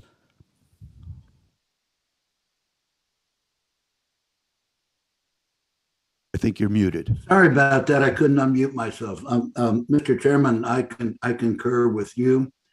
I think that this is taking away people's property rights, and that you're preventing people from building on property that they already own or wish to acquire. And I am not in favor of this recommendation at all. Commissioner Tarkanian, you haven't weighed in yet. You wish to? Just a couple quick questions. If I understood you, Mr. Delary, you said that after you get to a certain number of septic tanks in certain areas, there is a denitration system required. Is that correct? Yeah, denitrification system is required at that point. What do those systems cost? And is it per home? It is individual, so it depends on the system. There are a number of them out there. I understand they range from $12,000 to $20,000 roughly. The Jensen precast makes the septic tank, and then there's an insert that goes into that tank that aerates the water inside the septic tank, or the sewage inside the septic tank. So there is some maintenance that goes with that, and we do not have an inspection program here at the county for those systems. They can be turned off and turned into a normal septic tank, which I think is some of the concern that is being expressed by Commissioner Ingalls. And frankly, we haven't tracked where all of those denitrification systems are located. We are doing that currently, but we only started collecting that data within the last 6 months. So I guess my question is, how do you determine at what point you require this system? Is there a certain level that you're worried about the quality of the water or health of the residents, that after such numbers of septic tanks in a certain area, you require it? Yeah, the nitrate study, I think, was eye-opening, on the density. I think there is some concern there, and I think the solution, should be that we extend the sewer lines, as Chairman Gardner has alluded to, into these areas so that in the future they can be connected to. And with respect to legal grounds, what's the law right now is at 1 acre, no, 2 acres. I don't know, 1 acre you can use a septic tank if you're not connected to the water. Yeah. Well, go ahead. Go ahead, Tom. Yeah, the state of Nevada has the NAC 444 section of code. It's at the very end for the individual sewage disposal systems, and it is a 1 acre in size. Yeah, so that's the state of Nevada, but we've adopted that here in Douglas County, and that's what we're following. So my question is, how long has this been in place? I would say since the 60s. The NAC 444 was identified or created off of the 10 state standards out of... See, these are the two competing factors I see here. We're talking about taking property, or we're talking about also having safe water system for the residents in these different areas. And you want to be able to do both, right? I mean, not taking, but and have a healthy system. So how would this not be a taking if someone had bought an acre of property under the impression, under the zoning that they can build and use a septic tank, and there is no sewer system nearby, if it's cost prohibitive for them to bring the sewer system in, how would this not be a legal taking? Chairman, if I may. It would not be a taking. Whenever, for instance, if someone has a lot that's only a half acre and the zoning is 1 acre, that's not a taking. No, but they This- bought it understanding that. That's why I asked how long this law has been in place. If the law's been in place since the 60s, that's Right. 62 years they relied upon this law, and now we're all of a sudden going to change it and basically make some properties worthless. Doug Ritchie with the District Attorney's Office. That's a great point, but regulations, particularly health and safety, environmental regulations change all the time. Surface treatment rules for water has changed. Systems that you used to be able to use, you can no longer use. You had to change to different treatment facilities. Same thing with septic. The point I'm making, that's what the original questions here, is if there's another way to solve this problem and it's cost $12,000 or $18,000, why would the simpler solution be, hey, if we're worried about the contamination of these homes in this certain area, that we require these type of systems? That was my point.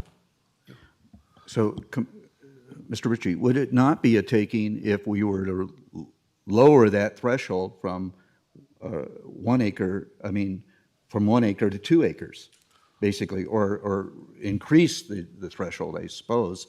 Would that not be a taking of individuals who already have 1 acre from being able to build on their property if we now extended that to 2 acres?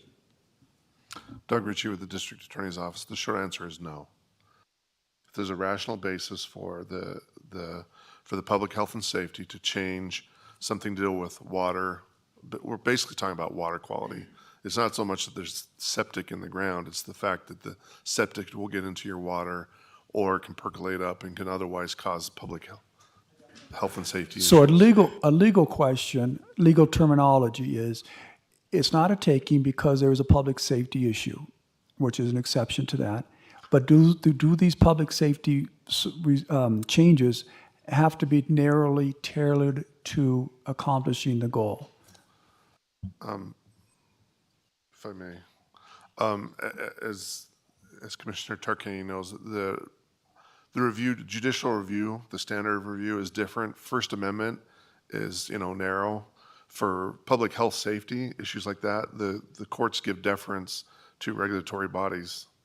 For instance, arsenic standards have changed, mercury levels have changed, times change, the science changes, and the courts give deference to regulatory bodies, including the county commissioners, when they're enacting laws. Now, does that mean there has to be rational base? We've had this discussion before, but as far as the level of judicial review, that this strict scrutiny, it is not. An additional question, if an individual owned less than 2 acres now, and we impose this restriction of a minimum of 2 acres, would that not indicate a diminution of value of that property for them to build? You're directing that to me, Chairman. Doug Ritchie with the District Attorney's Office. I do not know how that would affect property values. It's the same thing with zoning, SFR1 versus SRR5. I don't know how the change in zoning, the permitted uses would affect the value of the property. Presumably there'd be some impact, but I don't know. I couldn't quantify that. Tom might. Okay, so I think, sure. Okay. The state has recognized this problem of nitrates. And what they do is you have a septic tank, you have to put a nitrate separator in between the septic tank and the leach field. The nitrate separator runs with some sort of a fan, and it has a filtration system.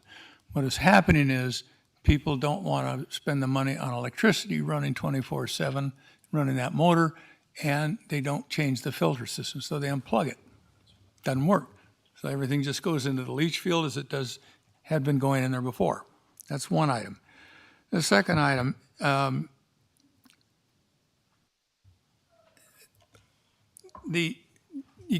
if somebody wants to put in, or has just 1 acre, and they want to put in a house or whatever, they could ask for a variance.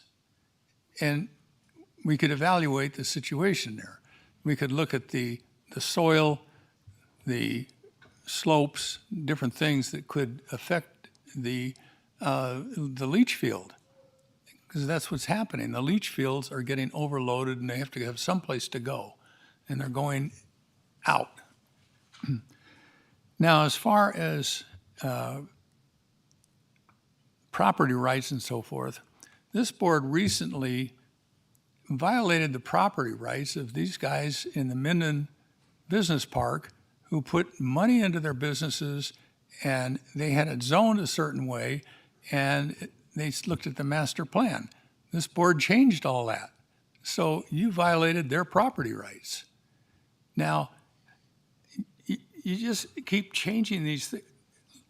The problem we have to do something.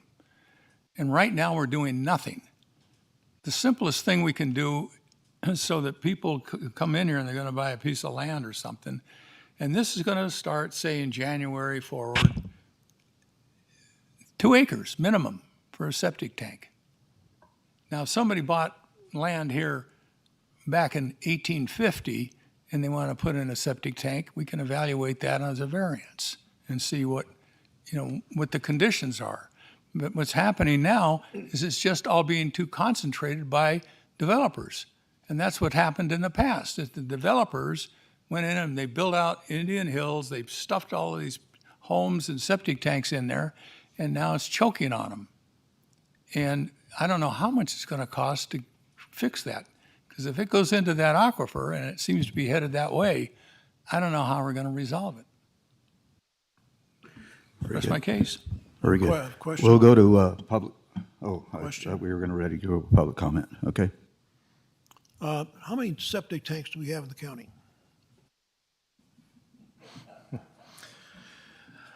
I know it's a tough Sorry, question, Commissioner but we Nowstat. must keep track of that. We have, GIS can probably get that information. I analyzed it based on the SFR1 one specifically. You can have a septic tank on a 20-acre parcel. You can have it on a 10-acre parcel, 5-acre parcel. I didn't count how many we had totally, but there are a lot. Okay, but another one you had was figure was 117, and after that, what was happening? Yeah, so NDEP requires that we analyze the denitrification use in the septic system based on the water drainage basin that we have, the Carson River Basin, the Aquifer Basin, or the Carson River, how it drains. And so so that 117 is based on NDEP. I have no idea how they came up with that number. We've tried researching that, and of course Jeremy is our county engineer. He's more knowledgeable of this topic than me on this end with NDEP, and is not here. He's on vacation at the moment, but we can get that information to you if you'd like. Okay, one more thing. If you ever do have a number, well, let me put it this way. Is there anything in place that says you must clean this tank out every so often, or every period, or something like that says clean it out to prevent the leach field? No, not that I'm aware of. There are a bunch of guidelines online. Anywhere from 2 years to 5 years is the recommended interval. I was going to take some time, if I could, to kind of offer that out, is that we could do a mailer to everybody who owns a septic system and provide them with that information. It's going to cost a lot of money in order to do that, $12,000, $14,000 in postage, and of course staff time to put all that package together and mail it. But this is certainly a health interest issue. It is, yeah. $14,000 is a drop in a bucket compared to what could happen if somebody dies because of a nitrate plume. Well, I can help you with Okay. part of that. So, anyways, God, I had a question. It just escaped While my you're mind. getting rid of your brain freeze. Thank you, Mr. Ingles. Anyways, we're going to go to public comment. So at this time, I would entertain public comment on this item.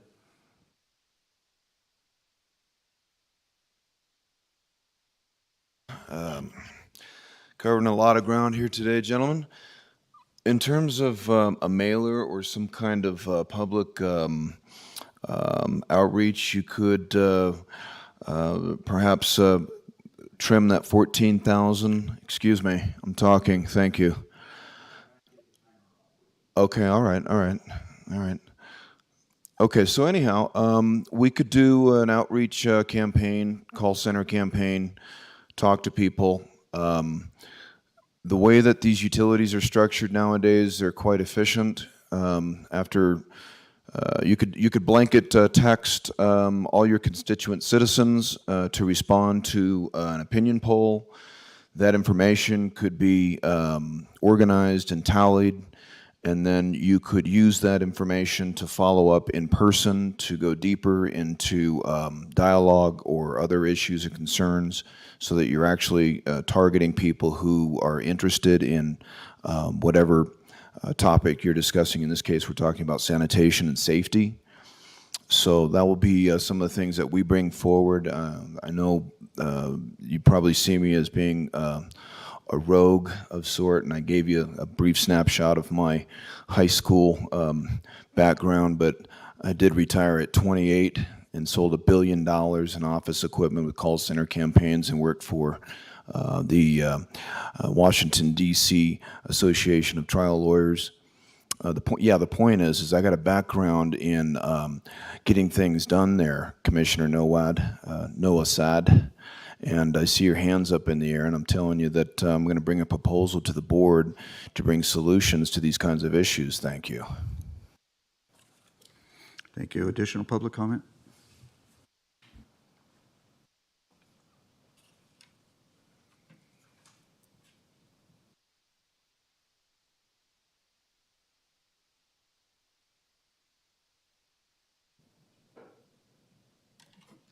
James McCullough for the record. I do want to thank John Ingles Commissioner Ingles for bringing this up. I think it's a serious issue, and I'm thinking more long-term what needs to be done. I think we need a sewer master plan. We look at communities where we need to extend the sewer. It may take a long time to do that, and you may have other things you can do in the meantime. I think we have to extend the sewer system to bring service to areas, especially where there's more dense population using septic tanks. Thank you. Thank you.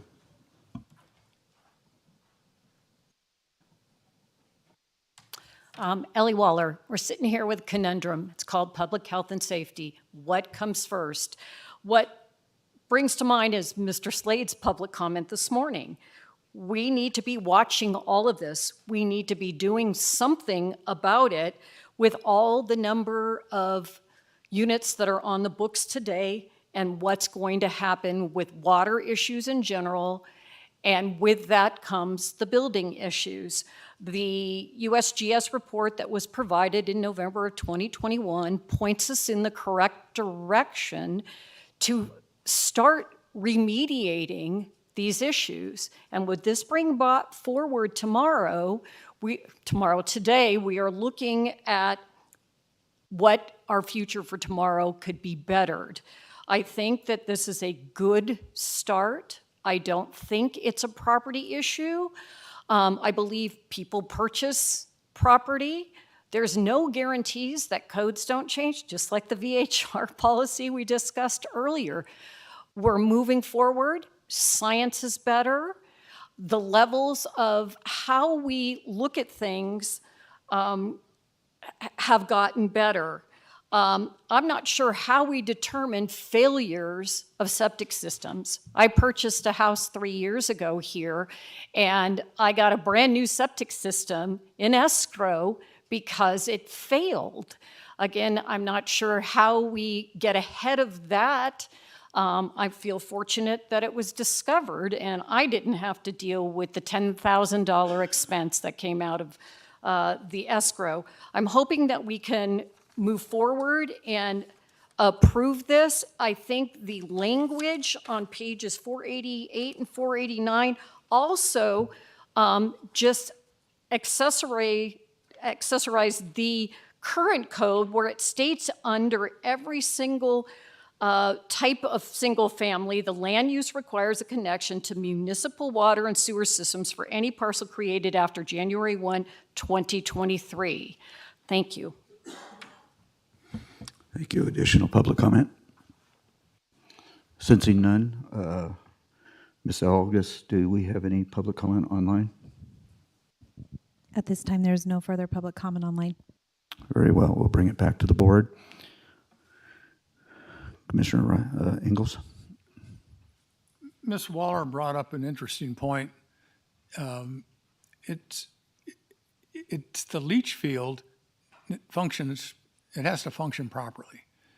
The tank itself doesn't really do much except collect the stuff. It's the leach field, and it goes out into the soil, and the heavy particles stay in the tank. That's what's pumped out. It's the water that's in the tank that goes into the leach field and leaches out into the soil, goes back down in the soil. Commissioner Noasat asked about inspection. We have 0 codes except one, minimum of 1 acre. That's all it says. Nothing has ever been done. And I was of the persuasion, okay, let's take it to 2 acres because that'll make it a little better in some situations. And if somebody needs to get a variance, they can always come before the board and ask for a variance. No harm, no foul. That's all, just to start making it people aware of the septic tank problem that we have in the valley. We have a sewage problem in general in the valley. And I don't know what's going on out in TRE because that area wasn't examined by the USGS. And I don't know whether those tanks are being inspected or not.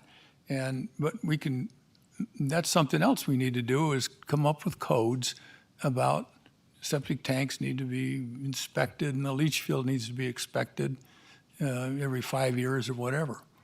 So, but right now we have nothing and we've got this problem going on and on and on. Thank you. Thank you. Commissioner Tarkanian? I listened to what Commissioner Noasat said, and I think it's reiterated by Commissioner Engel now, where maybe the code has to have some type of requirements. I'm not sure to inspect it to make sure that it's being maintained correctly, and maybe that's a solution or a better solution than trying to limit it to 1 every 2 acres. I guess my question. So, anyways, I like that. I would be in favor of something like that. What I don't understand is why would we have to send out notice to somebody that they have to clean it, and then they just ignore the notice? To me, I think it's better if we have some inspectors that go out and, like you do on a regular basis, and inspect the tanks and make sure they're working appropriately. So I do understand. That there are already requirements, real estate requirements, in order to transfer property that the septic tank has to be cleaned out. I know when I bought my property in 2017 that the seller had to have that system cleaned out, and we had made such a good deal on the property that I waived that process through the real estate transaction, but then subsequently did it myself. So I believe those are already in place. Once again, it's properties that are not drawing out of a well, that are on public water systems. This is just too broad reaching for me. There is no danger of individuals and the nitrates if they're pulling off of community water.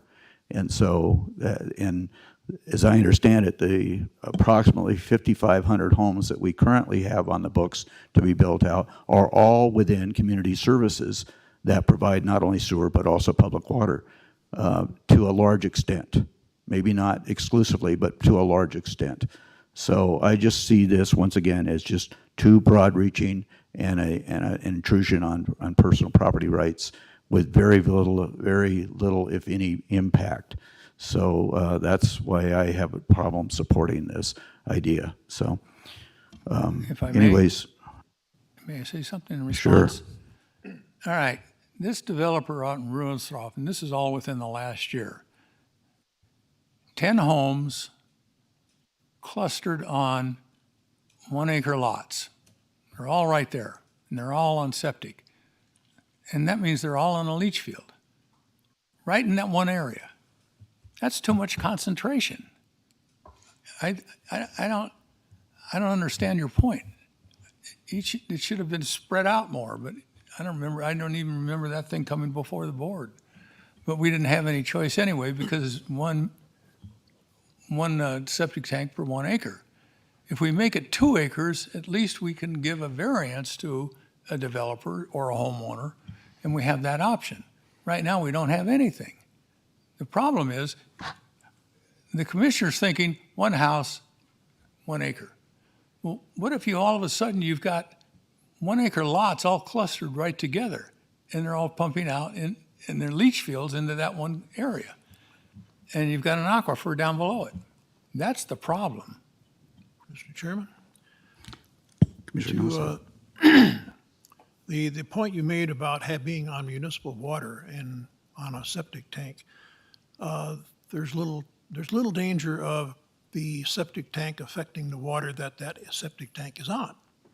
But if you take a community that's on septic tanks and they're draining down into the aquifer, even if they're on water, we need to do something about the septic tanks that are in existence and make an effort to prevent the blooms from affecting the aquifer.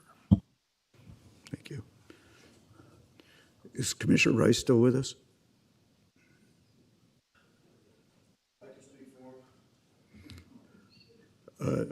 Have we lost Commissioner Rice?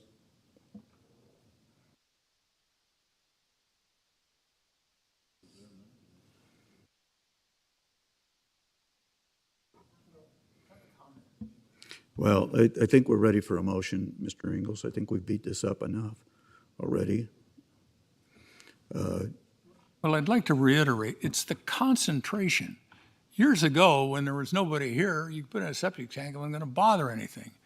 But over the years, developers have concentrated these septic tanks in relatively small areas. And it's that concentration that is creating the problem. Hence, minimum 2 acres per tank. And could we not address that, Mr. Ingles, when we approved the individual developments that come forward and demand that they do something of that nature? Well, I don't know. I've seen them split 1 acre lots to half-acre lots. They did that out in Indian Hills. They brought it before the board, and the commissioners okayed it. I voted no on it, but that wasn't that long ago. Okay. Is there a chance we can try to get Commissioner Rice back online?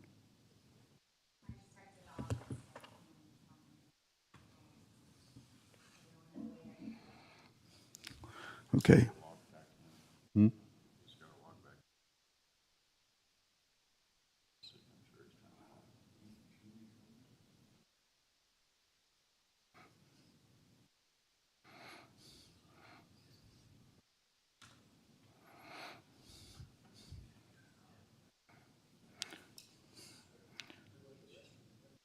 I know.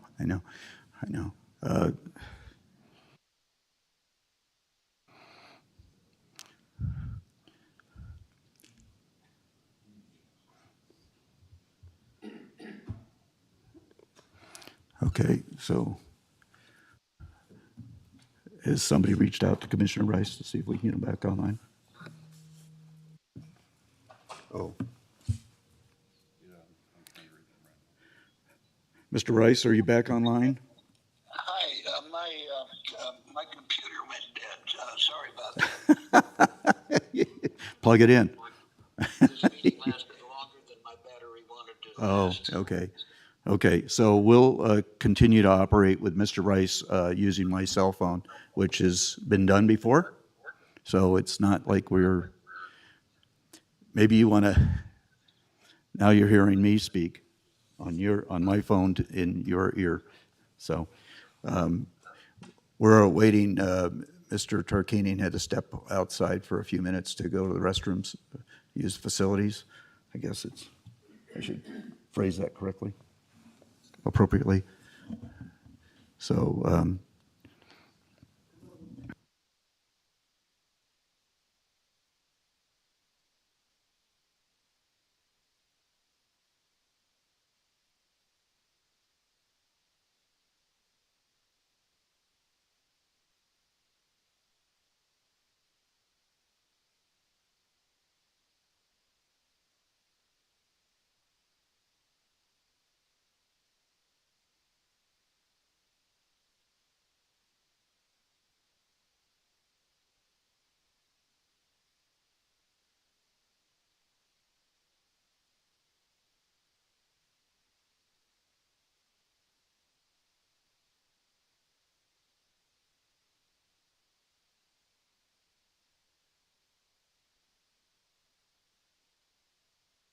Okay, so we've been able, yes.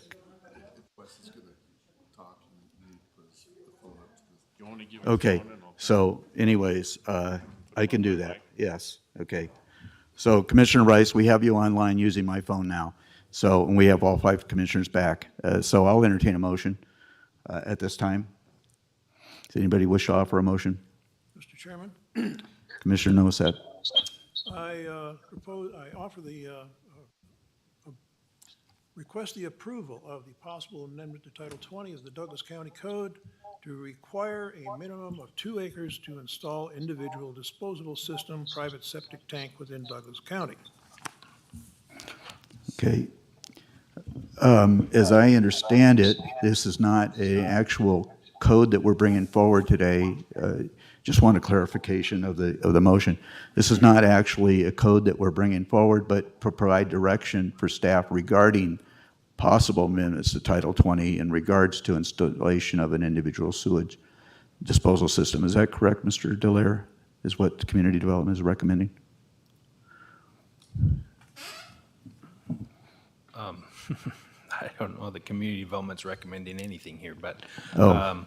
this was not my idea. Yeah, okay. But but we need direction from you to update the code to do exactly what he's asking us Yes, to do. okay. So Is we that don't- acceptable? We haven't Mr. received that yet. Novoset? and- Okay, okay. Any Can I- further discussion on this? Yeah, I had a clarification. So we're going to ask the county to come up with a code to restrict it to 2 acres, or are we asking the county to come up with suggestions to mitigate it's just, so basically, we're telling them, okay, go ahead and come up with the proposal for 2 acres. I made. Go ahead, Mr. Ritchie. Thank you, Chairman. Doug Ritchie with the District Attorney's Office. The direction is to amend the code to have the 2-acre minimum requirement. There is a draft ordinance in there. It's just a draft, though. Based on the feedback and direction of the board, it can be amended or changed. But the substance of it, I believe, incorporates what Commissioner Engels is trying to achieve. Okay, thank you. I just, I think some things need to be changed. I'm just not so sure about the 2 acres. Thank you. Okay. And that would still, if I'm not mistaken, Mr. Ritchie, that would still require to come back to this. Would this have to then go to the Planning Commission and then come to us for a presentation and then come to us for adoption? Is that correct? That is correct, Chairman. Okay. So we have a motion. This vote's not final. Okay. Okay. So on Commissioner Novoset's motion, I still can't support it because, once again, I feel like it's a violation of an infringement on personal property rights. But anyways, all those in favor signify by saying aye. Aye. I'm going to go with aye. And opposed? No. And no. So the motion to provide direction to staff regarding possible amendments to Title 20 requiring 2 acres minimum for a septic tank is approved 3-2. So once again, at a later date, we will have a draft, or we will have a presentation that goes to, the code will have to be drafted and go to Planning Commission, at which time then Planning Commission will look at it, make their recommendations, then it'll come back to us with their recommendations as a presentation-only item, and then it'll come to us as a possible ordinance. Is that correct? Okay, I just want to make sure everybody understands the timeline. Okay, thank you. I appreciate the Commissioner's indulgence in powering through this. And we're now on item 7 for presentation only, reports, updates from County Commission members concerning the various boards and or commissions that they may be a member of or a liaison to, or meeting functions they have attended. Commissioner Rice, do you have anything to report today? No, sir. Okay. Commissioner Tarkanian, Commissioner Novoset, Commissioner Engels? Okay. I would just mention that we do have the Business Council Black Tie Affair this coming Monday night on on the 19th at the Hard Rock, where Commissioner Rice and I will be making some community. Other than that, and we also have the Nevada Association of Counties Convention coming up at the end of the month that I think Commissioner Tarkanian and myself and Commissioner Rice will be attending. So with that, we will conclude that, and we'll go to closing public comment. So at this time, public comment will be taken on those items that are within the jurisdiction and control of the Board of Commissioners, or those agenda items where public comment has not already been taken. Jason Garrett Gibson, thank you very much, Commissioners. Moving Mountains. Sure, there's a lot of details you guys are keeping up with. I don't know how you all do it, but you're doing it, and it's all your fault if it doesn't go right. So it might be wise in the future to invite the community to come early for these meetings to discuss these items in a nonchalant roundtable discussion where they can offer their ideas and we can begin to really draw upon the collective intelligence, because I feel like we're not tapping, there's still a bridge to be made with the general public and council or the committee. And so perhaps there's another way that we can draw upon that input so that we put some of that responsibility on the people that should be participating in government who aren't. The Gibson family built our home in the Ranchos in '83. We have a phone number at 775-309-1262. Want to thank our recent donor for allowing us to extend an opportunity to all public servants, especially those in law enforcement who claim to be peace officers. And I think they need a break. I think we all could use a break. So we're willing to sponsor a 10-day natural time retreat, 3 meals a day, room and board. All you got to do is get there, and we've got at least a dozen facilities for you to retreat to. And these are beautiful centers where you can unwind and decompress from time is money and all the stress and strife of what's happening in the commercial world today. So on that note, we want to announce that we rolled out venuscalendar.org to help with the outreach education campaign for natural time, as well as the harmonicfactor.com, which is a very conservative Christian approach towards natural time and how people can unwind from the angst of a world gone mad. And furthermore, we have an extension of the Natural Time Retreat Centers for Wellness at crest13.org. That's the number 13 that lays out how we're approaching our Kinship Center for Wellness. Mother was going to force the sale of our house before she passed, and she said, you come up with a vision and you share it, and I'll leave it up to you. So that's what we've done. We've carved that out and crafted it out. You've been receiving a fair amount of email recently, which tries to broaden the picture of what's happening at large. And I know I've got a few seconds here. Commissioner Gardner, I'm not always pleased with my presentation or the way I speak to you, and I think that that you mean well and stay up late at night like I do. Just leave it at that. Thank you, Mr. Gibson. I did want to take a moment here to let you know in regards to what you're proposing in your first comments. Any three commissioners that get together must be very careful that they don't entertain and make it an open meeting law violation. So what you're proposing borders on that process, and so I don't see that necessarily happening, but I appreciate the suggestion. Mr. Selly? I just want to thank everybody for raising public health and safety issues as related to everything just about everything we discussed today. It's very important to look at the broader picture of what all of these policies, these things that we're doing as related to everything. And I'm not sure now that we're going forward with looking at the code as brought up today for the septic, is that also the place where a lot of commissioners talked about enforcement and how we go forward, how we notify the public? And during that forum, maybe we do this just once so we don't have to painfully go through it again. Thank you. Amen. Is there any additional public comment here in chambers? Sensing none, Ms. August, is there any public comment online? There is no closing public comment online at this time. Very good. Since there's no public comment, we will conclude the meeting. Thank you. Meeting's now adjourned. I'll be going to Burning Man. Recording stopped. Wind.